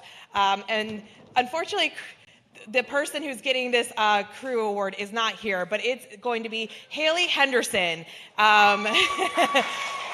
I just want to acknowledge everybody like a Tristan who comes every single year, because it makes a huge difference. Haley is a girl who I've seen grow up at the Crossing recently, and she was a huge help. A few people just mentioned her name to us and said, oh, you really have to acknowledge her because she really did go above and beyond. I believe that when the boat was sinking, she was one of the first people to run to it. So we just want to give her a huge shout out. So Haley, thank you so much. And Tristan, I just want to give you a shout out too. Thank you so much for coming every single year and giving away your time during the summertime to us. So thank you guys all for the crew members.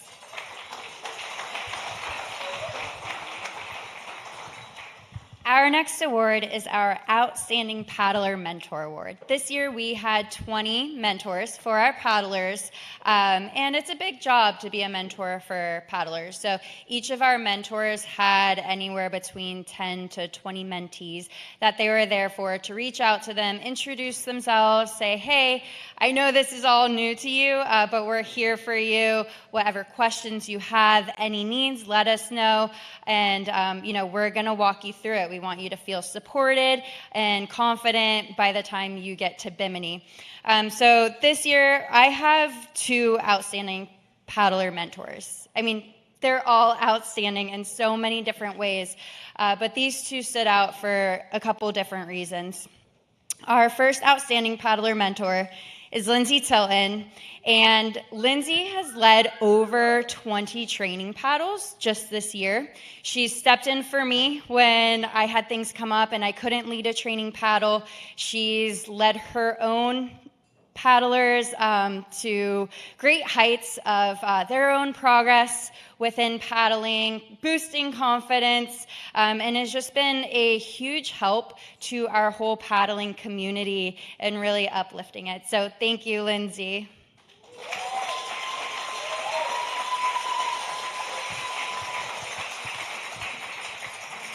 And our next outstanding paddler mentor, this young woman, she's made a great impact on our community in a lot of ways. She's also wanted to be so helpful to anyone that she's come in contact with to help to share her knowledge and expertise, and specifically for the CF community. She noticed that we don't have a specific CF paddling mentor program or, a guide or any of these things to help set up our CF paddlers for success, because there's adjustments that they have to make in order to come to Bimini, things they have to know when they get to Bimini. Maybe it's keeping their medications cold or just how to get their treatments over safely. And so Riley Walker stepped up and offered her time, her energy to build the CF Paddler Mentor Program. So Riley, come on over here. Thank you so much.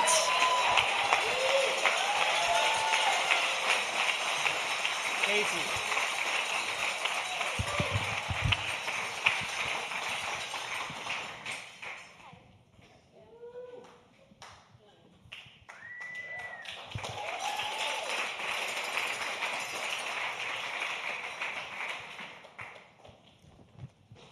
All right. We're almost done with our superlative awards, by the way. We've got technically 2 left. And thank you guys for hanging in there. Our goal was to wrap up around 8:30, so we're getting there. So this next award is called the 80 Miles of Love Award. And it's been a great award over the years, one of my favorite. It's really to honor somebody in the community that has brought a lot of inspiration and love. So this year the award goes to my sister, Leanne Suit. And I wanted to share, I shared something. Before I walked out to the 10 a.m. meeting on Sunday morning in Bimini. Who was there at the 10 a.m. meeting on Sunday morning in Bimini? Almost everybody here. And this was after we had postponed the event from Saturday, and we talked about what we're going to do for Sunday. And I was like, what am I going to say? This is tough. I don't normally run out of words to say. Many of you know that. But I really didn't know exactly where to start, right? We had never postponed the crossing. And I knew many people were going to have to go home. And the weather was not looking good. And it was disappointing. And so I read something that my sister had shared with me. So I'm walking down to the tiki, and my sister Leanne texts me. She's always been a guiding light in my life since I was a little kid. Leanne was diagnosed with cystic fibrosis exactly 1 year in November before Piper was diagnosed. Leanne was 40 when she was diagnosed. So she was misdiagnosed and undiagnosed and mistreated and untreated for the majority of her life. She had had half a lung removed at the Mayo Clinic. She had battled her whole life, and we didn't know that cystic fibrosis was in our family. And in fact, when she was diagnosed at Shands, I remember she said to me, because Piper had been really sick, and she said, hey, I think you should maybe look into this, because maybe this is something like that, maybe Piper has it. And as a young father, I was really stubborn. And I was really offended on some level that she would suggest that Piper had this disease that she had. And I thought, wow, that, whatever. I don't know what that's about, but we had just been learning, right? And lo and behold, exactly 1 year later, Piper was diagnosed.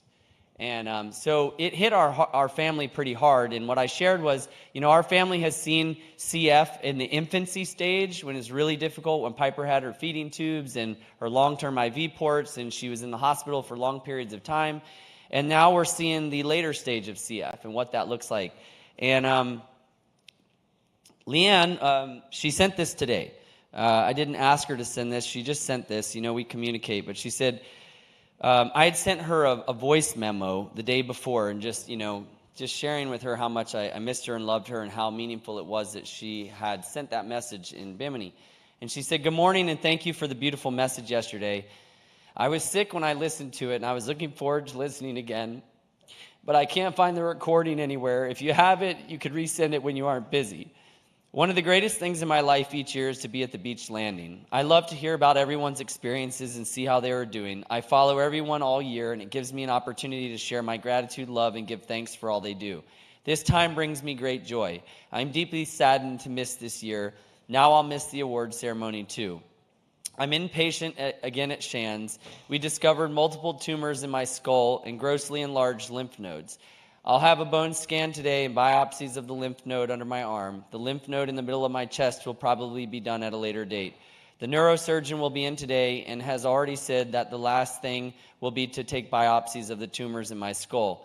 Today, this is my landmine that you have often spoken of to others. We need to rule out the myeloma, multiple myeloma, and lymphoma cancer and figure out why I have these tumors. It will be a short visit, and I should be home Friday or Saturday. I love you. Now, cystic fibrosis is a progressive disease. So what's going on with my sister Leanne is that she's in her early 50s, and she's been taking antibiotics and steroids for so long that they're not working anymore to combat the lung infections.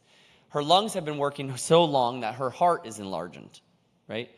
Her pancreas has taken such a beating from all of the drugs and antibiotics and steroids and her kidneys. Her pancreas is in severe pancreatitis.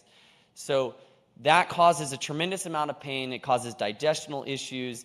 It causes a lot of issues. Her lung function has been dropping. She's in what they call the CF wasting stage because there's nothing they can do.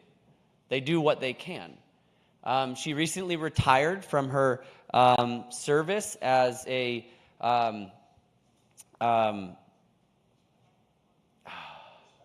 dispatcher, thank you, for St. Lucie County for 16 years. She wanted to make it to 20, but she couldn't. Luckily, St. Lucie County, big shout out to them, honored her retirement. So she can't work, which she loves. She's been in and out of the hospital. You know, she's, in some respects, she's at the end of her road with CF.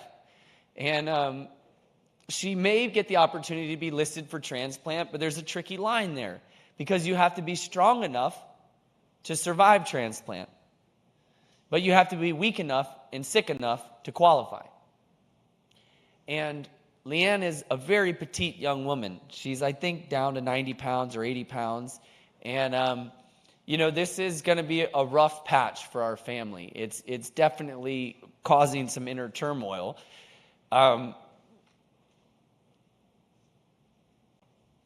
And that's life with CF. And that's life. Adversity, conflict. And the reality is we all live and we all die. And Leanne has been a great source of inspiration for many of us, many of you, I know. And so this year, the 80 Miles of Love Award goes to Leanne Suit.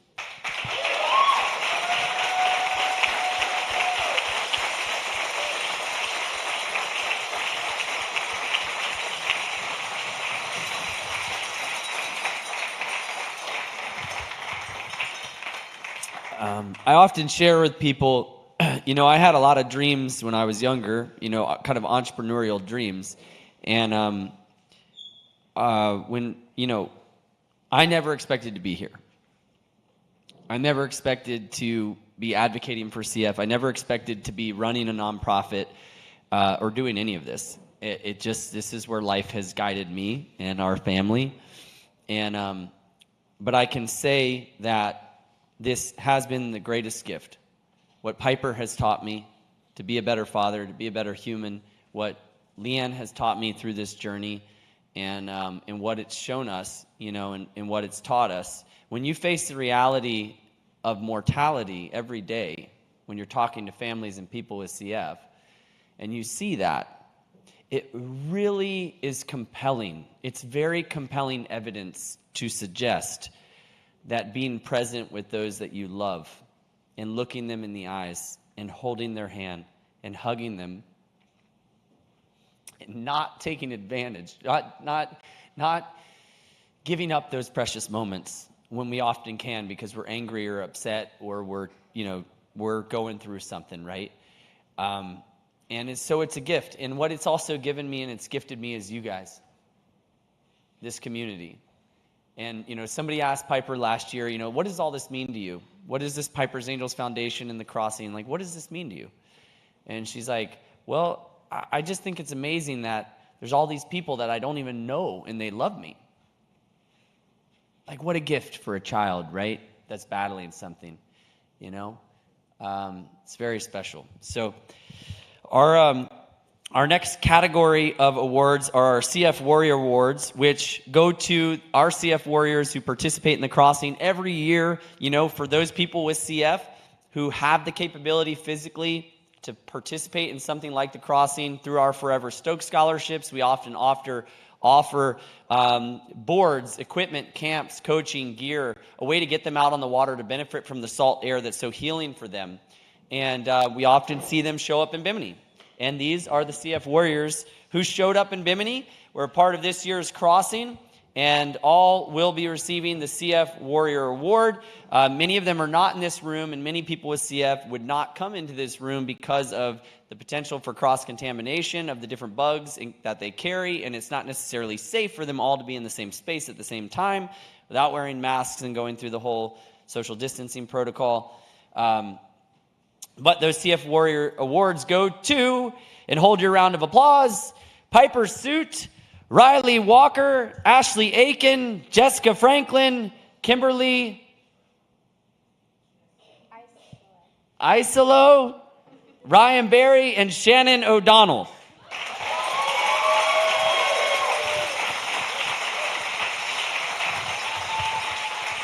Riley, you want to come up and get your award? Come up on behalf of our CF community as our CF Warrior mentor. There you go, Casey. I'm going to pass that off.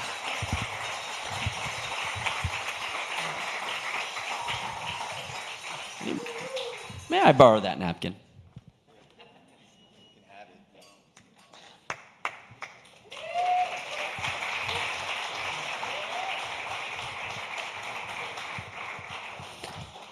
Oh.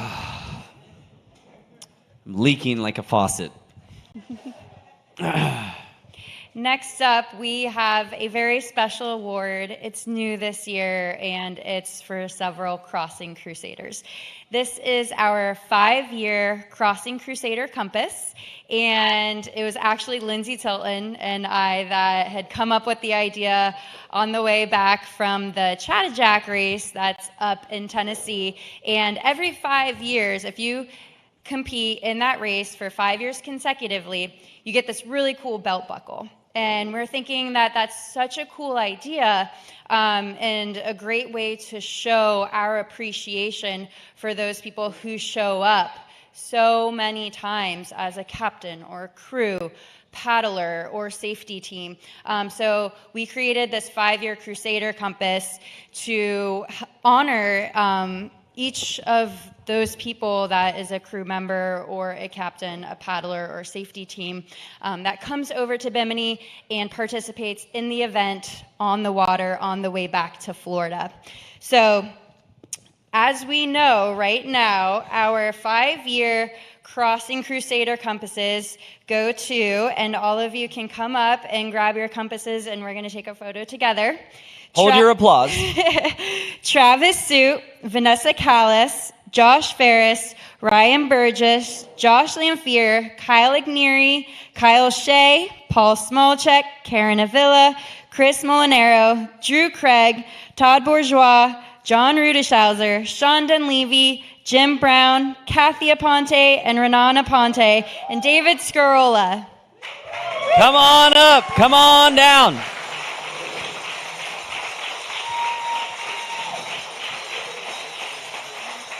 And if there is anybody else here that we may have missed, come up here, grab your 5-year compass, and for any of you that are watching at home, let us know if you're one of these captains, crew, paddler, or safety team that has been with the Crossing for 5 years. Doesn't have to be consecutive, and we'll get you your compass as well. Come on up. What an outstanding group of human beings.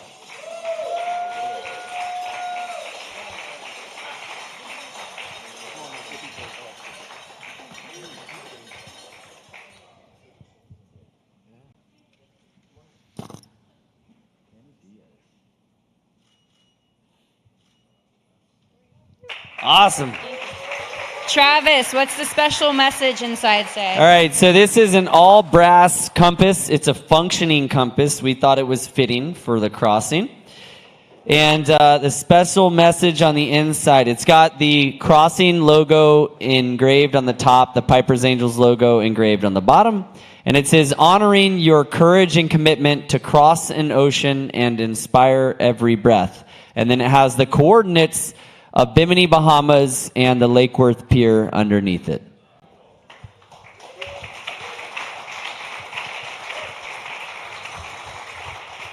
In addition to awarding our 5-year compasses, we know that we didn't get the chance to see all of our paddlers at the beach landing. So we want to invite any of our paddlers who did not get to come into the beach landing and get their medal to come up on stage so we can properly give you your medal from this year. Anyone here that didn't get their medal? Come on up, come on up.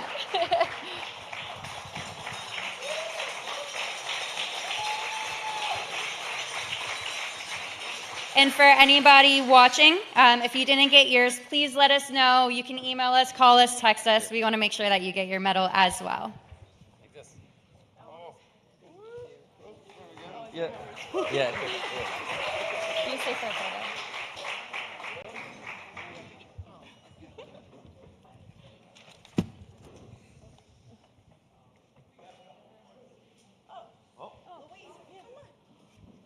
Come on. Come on, Olin.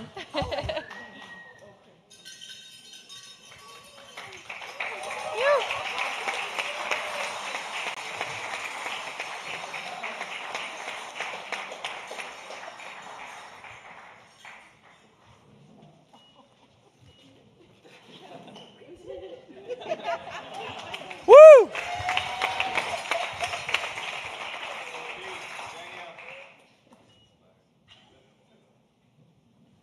All right, thank you so much.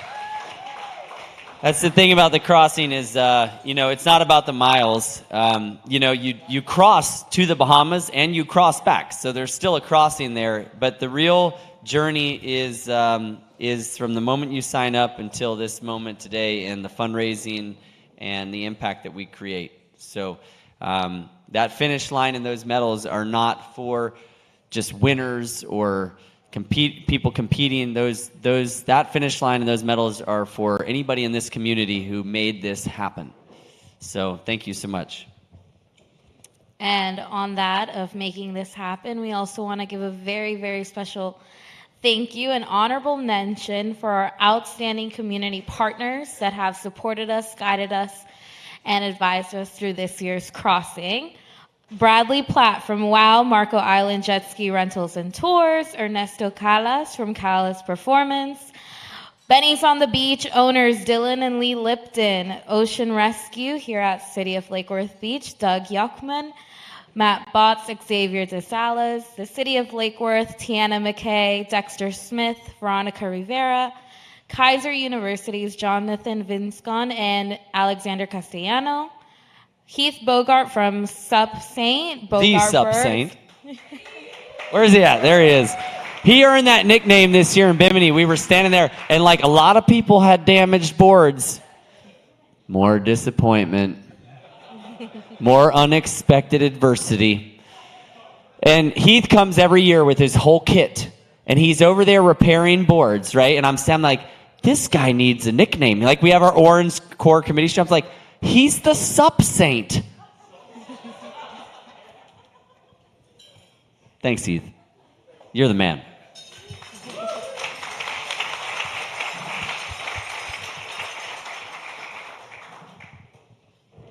And also our chief, Craig Spiegelhalter from Palm Beach Fire Rescue, Dr. Ray Vasquez, who helped us direct our safety team this year,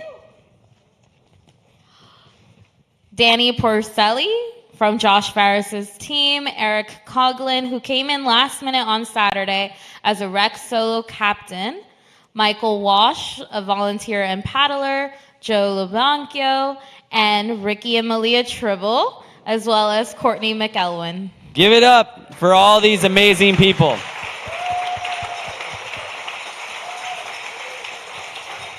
In addition, a special thanks to the safety and medical teams that make this event safe, and all medical gear supplied by Memorial Regional. Director of Safety, Dr. Ray Vasquez. From Memorial Regional, Director of Nursing, Randy Alfonso.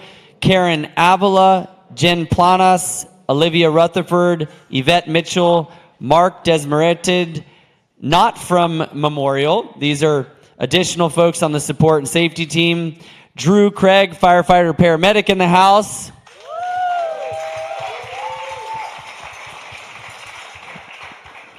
Taylor Nixon, Madison Nelson, Sydney Michelin, and to our incredible safety captains, Kyle Shea, Tony Brazzali, Chris Molinaro, Pat Weekly, Stephen Tedeschi, Alex Ackerman, Kyle Ignieri, Dan Coppola, Jim Moore, and Brian McAdams. Give them a round of applause.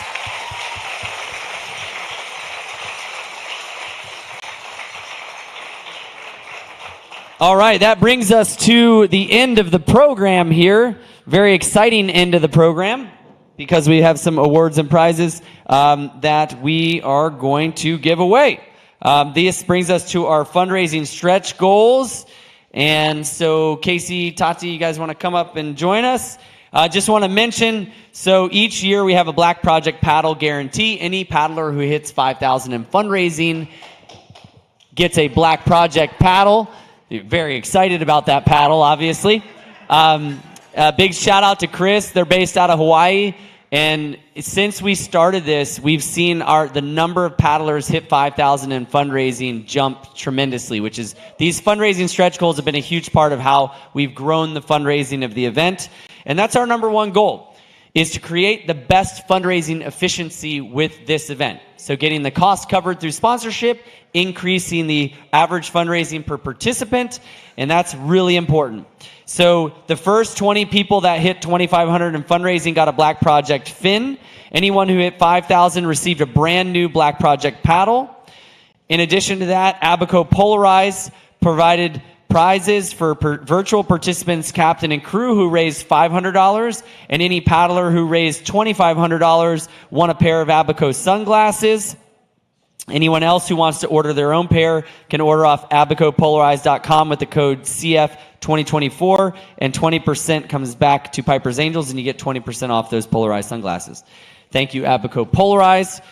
Shark bands, our stretch goal of 3,500. So if you hit 3,500, you got a shark bands, or you'll be receiving a shark band. And then we have a very special prize. Would you like to talk about the special prize? The next one. This one. Yes, we have a raffle for anyone who raised over $10,000. They get, where is that? I can't find it. Oh, the blue.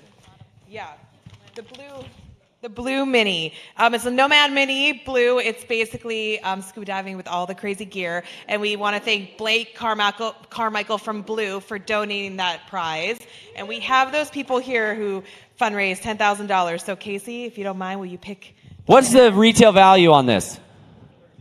$1,300. Nomad battery-powered dive system from Blue.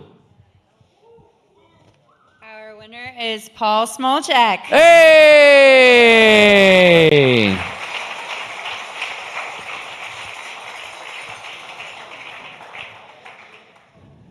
Paul couldn't be with us tonight. He's watching the presidential debate. I have no idea. I'm just kidding. I don't know if that's true or not. I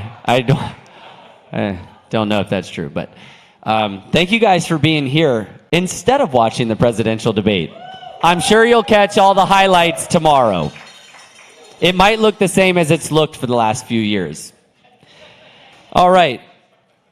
The next prizes we're going to announce are the Flying Fish Custom Board prizes. So any individual paddler who hits $25,000 in fundraising, thanks to John at Flying Fish Paddleboards, gets a brand new custom Flying Fish paddleboard for the first three. And we have a couple people very close. And remember, fundraising stays open through July 31st. So last year, we had a record-breaking July of fundraising, which was over, I think, $20,000 in fundraising. But the current winners are Scott Ames and Luis Cicchini. Come up. Yeah, come, let's take a picture. Come on down. Let's get a picture with you guys. Top fundraising award winners. Yeah. See, you didn't paddle, but you're a big winner.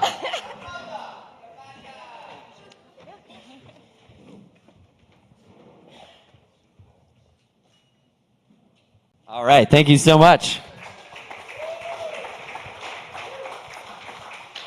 Want to announce the next one?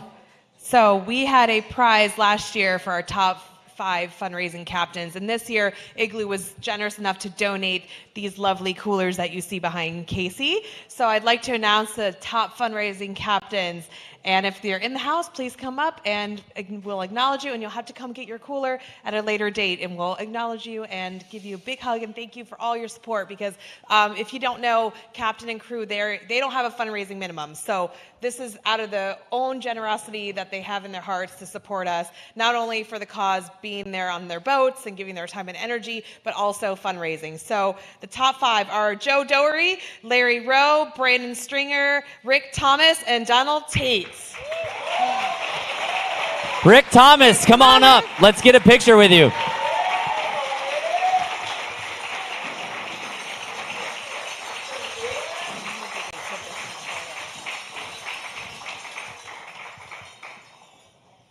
This is exactly what you'll be getting at a later date. Come on up. You can hold it and pretend like it's yours, though. Adds to my collection. There we go.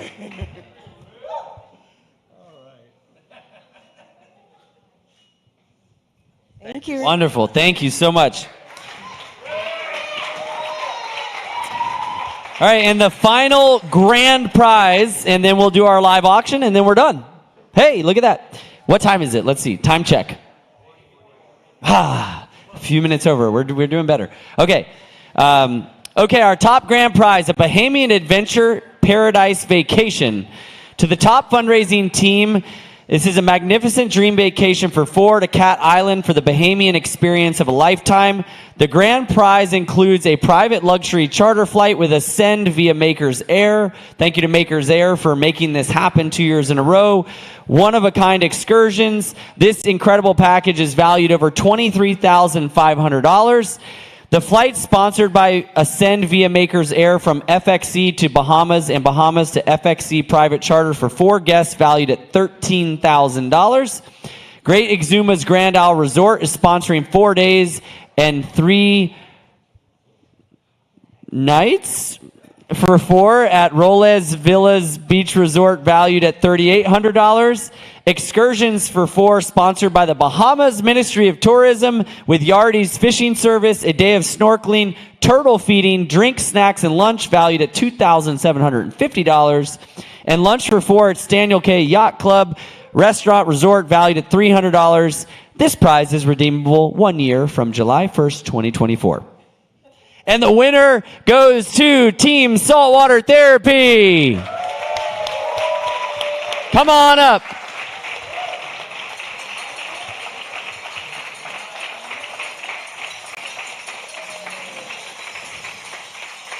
Yeah.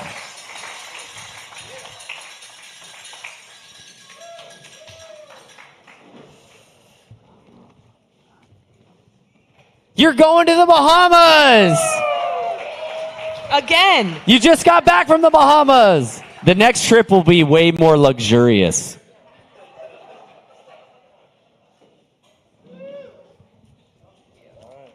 All right, quick question. As the top fundraiser, how'd you make the magic happen? What was your strategy? We're blessed with great family, friends, and colleagues, is the reality. Just very generous family network and colleagues, my colleagues and partners at Blue Sea Capital, dear friend Yasso and the Harrington family, dear friends the Jones family and Pineapple Carts, Kirkland and Ellis, and Klein Tools. So we're blessed to have such great support, and it's really and we're blessed to have such great support from you and the whole CF community in our own journey as well. So we're just grateful to be a part of this. Thank you so much. Kicking it back to my Palm Beach Lakes High School roots, what I heard was they know some big ballers.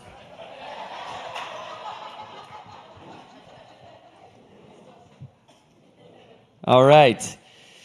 So this brings us to the end of the night. We have our auction items we are going to finalize here. So why don't we bring up, if somebody could grab that beautiful David Scarola piece and bring it on up. We got our cooler up here as well, right? We'll start with the cooler. Where did we leave off on the cooler auction? $50. $50. Going once? 75. 75. Sniped. $75. 75. Anybody got it? $100 up here to Janelle. By the way, I'm just throwing this out there. Janelle she did a fundraiser. She offered 20, anybody who donated $20 to her fundraising got her homemade Bimini bug spray recipe. Who used Janelle's Bimini bug spray recipe? Yep. Did you get bit once while wearing it? I didn't. Well, I don't know if that was it. But 0 times. I was standing next to somebody by the pool, and they're like, I had this stuff I got on Amazon, and I've been getting bit up. I put on Janelle's stuff, no bites. Whatever you got going on, it works. So, talk to her about that bug spray recipe. All right, we're at 75, but we're at $100 to Janelle. Anybody got 125 for the cooler? This beautiful cooler. It's got a soft handle. 125 on the live stream. 125 on the live stream. Anybody got 150? 150 for this beautiful cooler with a Crossing sticker. You could take this anywhere you want to go. It's got 4 cup holders on. 150. 150. All right. It even has a measurement. So if you need to measure your shoe size, I think that's what it's used for, right? Right? It's got, wow, look at that. Hold on.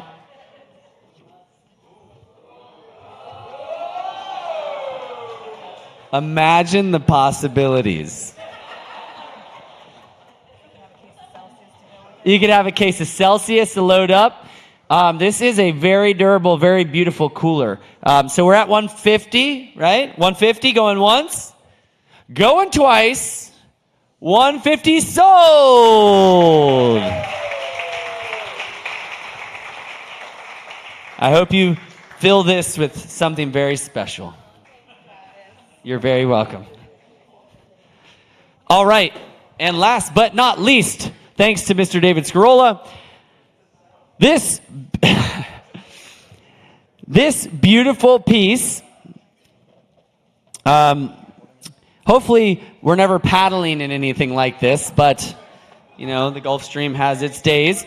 So where did we leave off on the fundraising for the auction bid? 750. 750. Did I hear 850? Did I hear it? No? Okay, 750. 850. We got 850 going once. 850, 850. Anybody got 900 for it? Anybody got 900? What was the retail value? Oh, yeah, the hat. The magical hat. 900. We got 900 for this beautiful David Scarola piece called Electric Sunrise. David will come over to your house. He will smell very good. He will install this piece with his shirt off. That's what I heard. That's what I heard. This is what I heard. Hearsay from the attorney.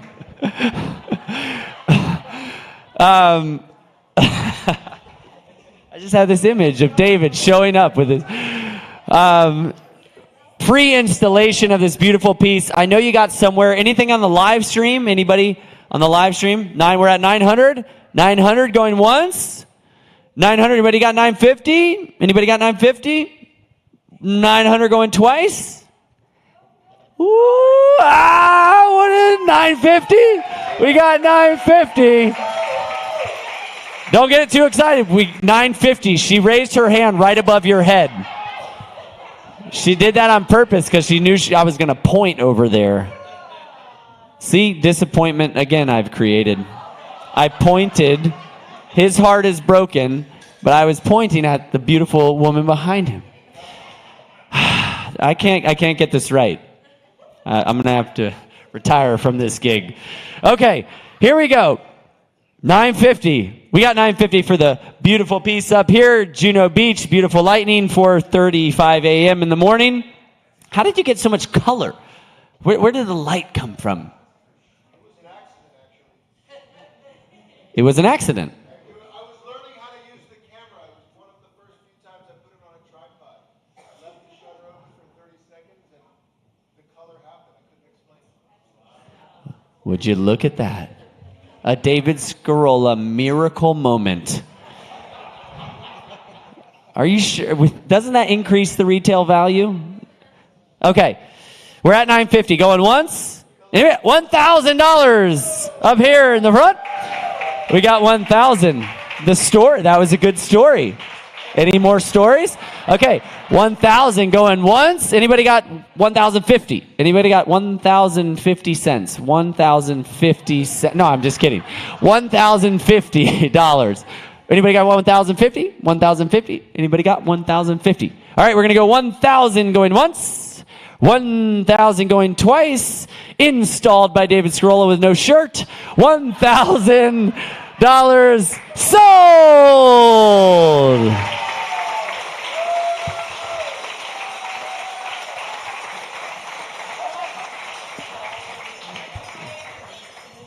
All right, that wraps up this beautiful, wonderful evening of the Crossing Awards ceremony. We want to do a group photo up here with like everybody. We're going to do a group photo. Wow, so shocking. A group photo in the Crossing community. I just also want to say before everybody leaves, if you want to take some pizza or food home, take it home. There's extra. By the way, over here, there are a ton, and I mean a ton, like a ton back here. These are for you to take home. Cases of Celsius. So just after our group photo, come and grab your Celsius and take it home with you. Stickers, 4Ocean bracelets, lots of good stuff. Don't leave without it. All right, everybody come to the front for a group photo. I know this seems crazy, but tall people in the back, shorter people up front. Group photo, everybody, bring it on in. We just like to make everybody feel uncomfortably close. That's what we like to do. Bring it on in. Don't be shy. Just everybody get in there. Remember, shorter people are going to have to be up front. So if you're shorter, come stand in the front. Let the tall people stand in the back. So like Jim Brown and people who have a little height, stand in the back. Group photo.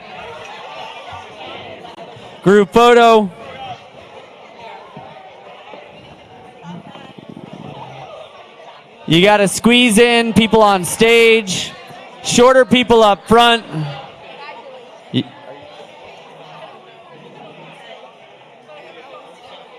Okay, yeah. You got to squeeze tight, folks. Okay, bring it around to the front. More people up front. They got some kneeling out. You know, you can do one of these. Like, yeah. It's mayhem. Everybody tighten up, bring it on in. Come on, bring it on down to the front. Bring it on in. Yeah, you guys. Yep, you're looking so good. Yep, you're going to have to bring it around. Bring it around. All the beautiful people. Thank you, Chris. Great dad joke, Chris.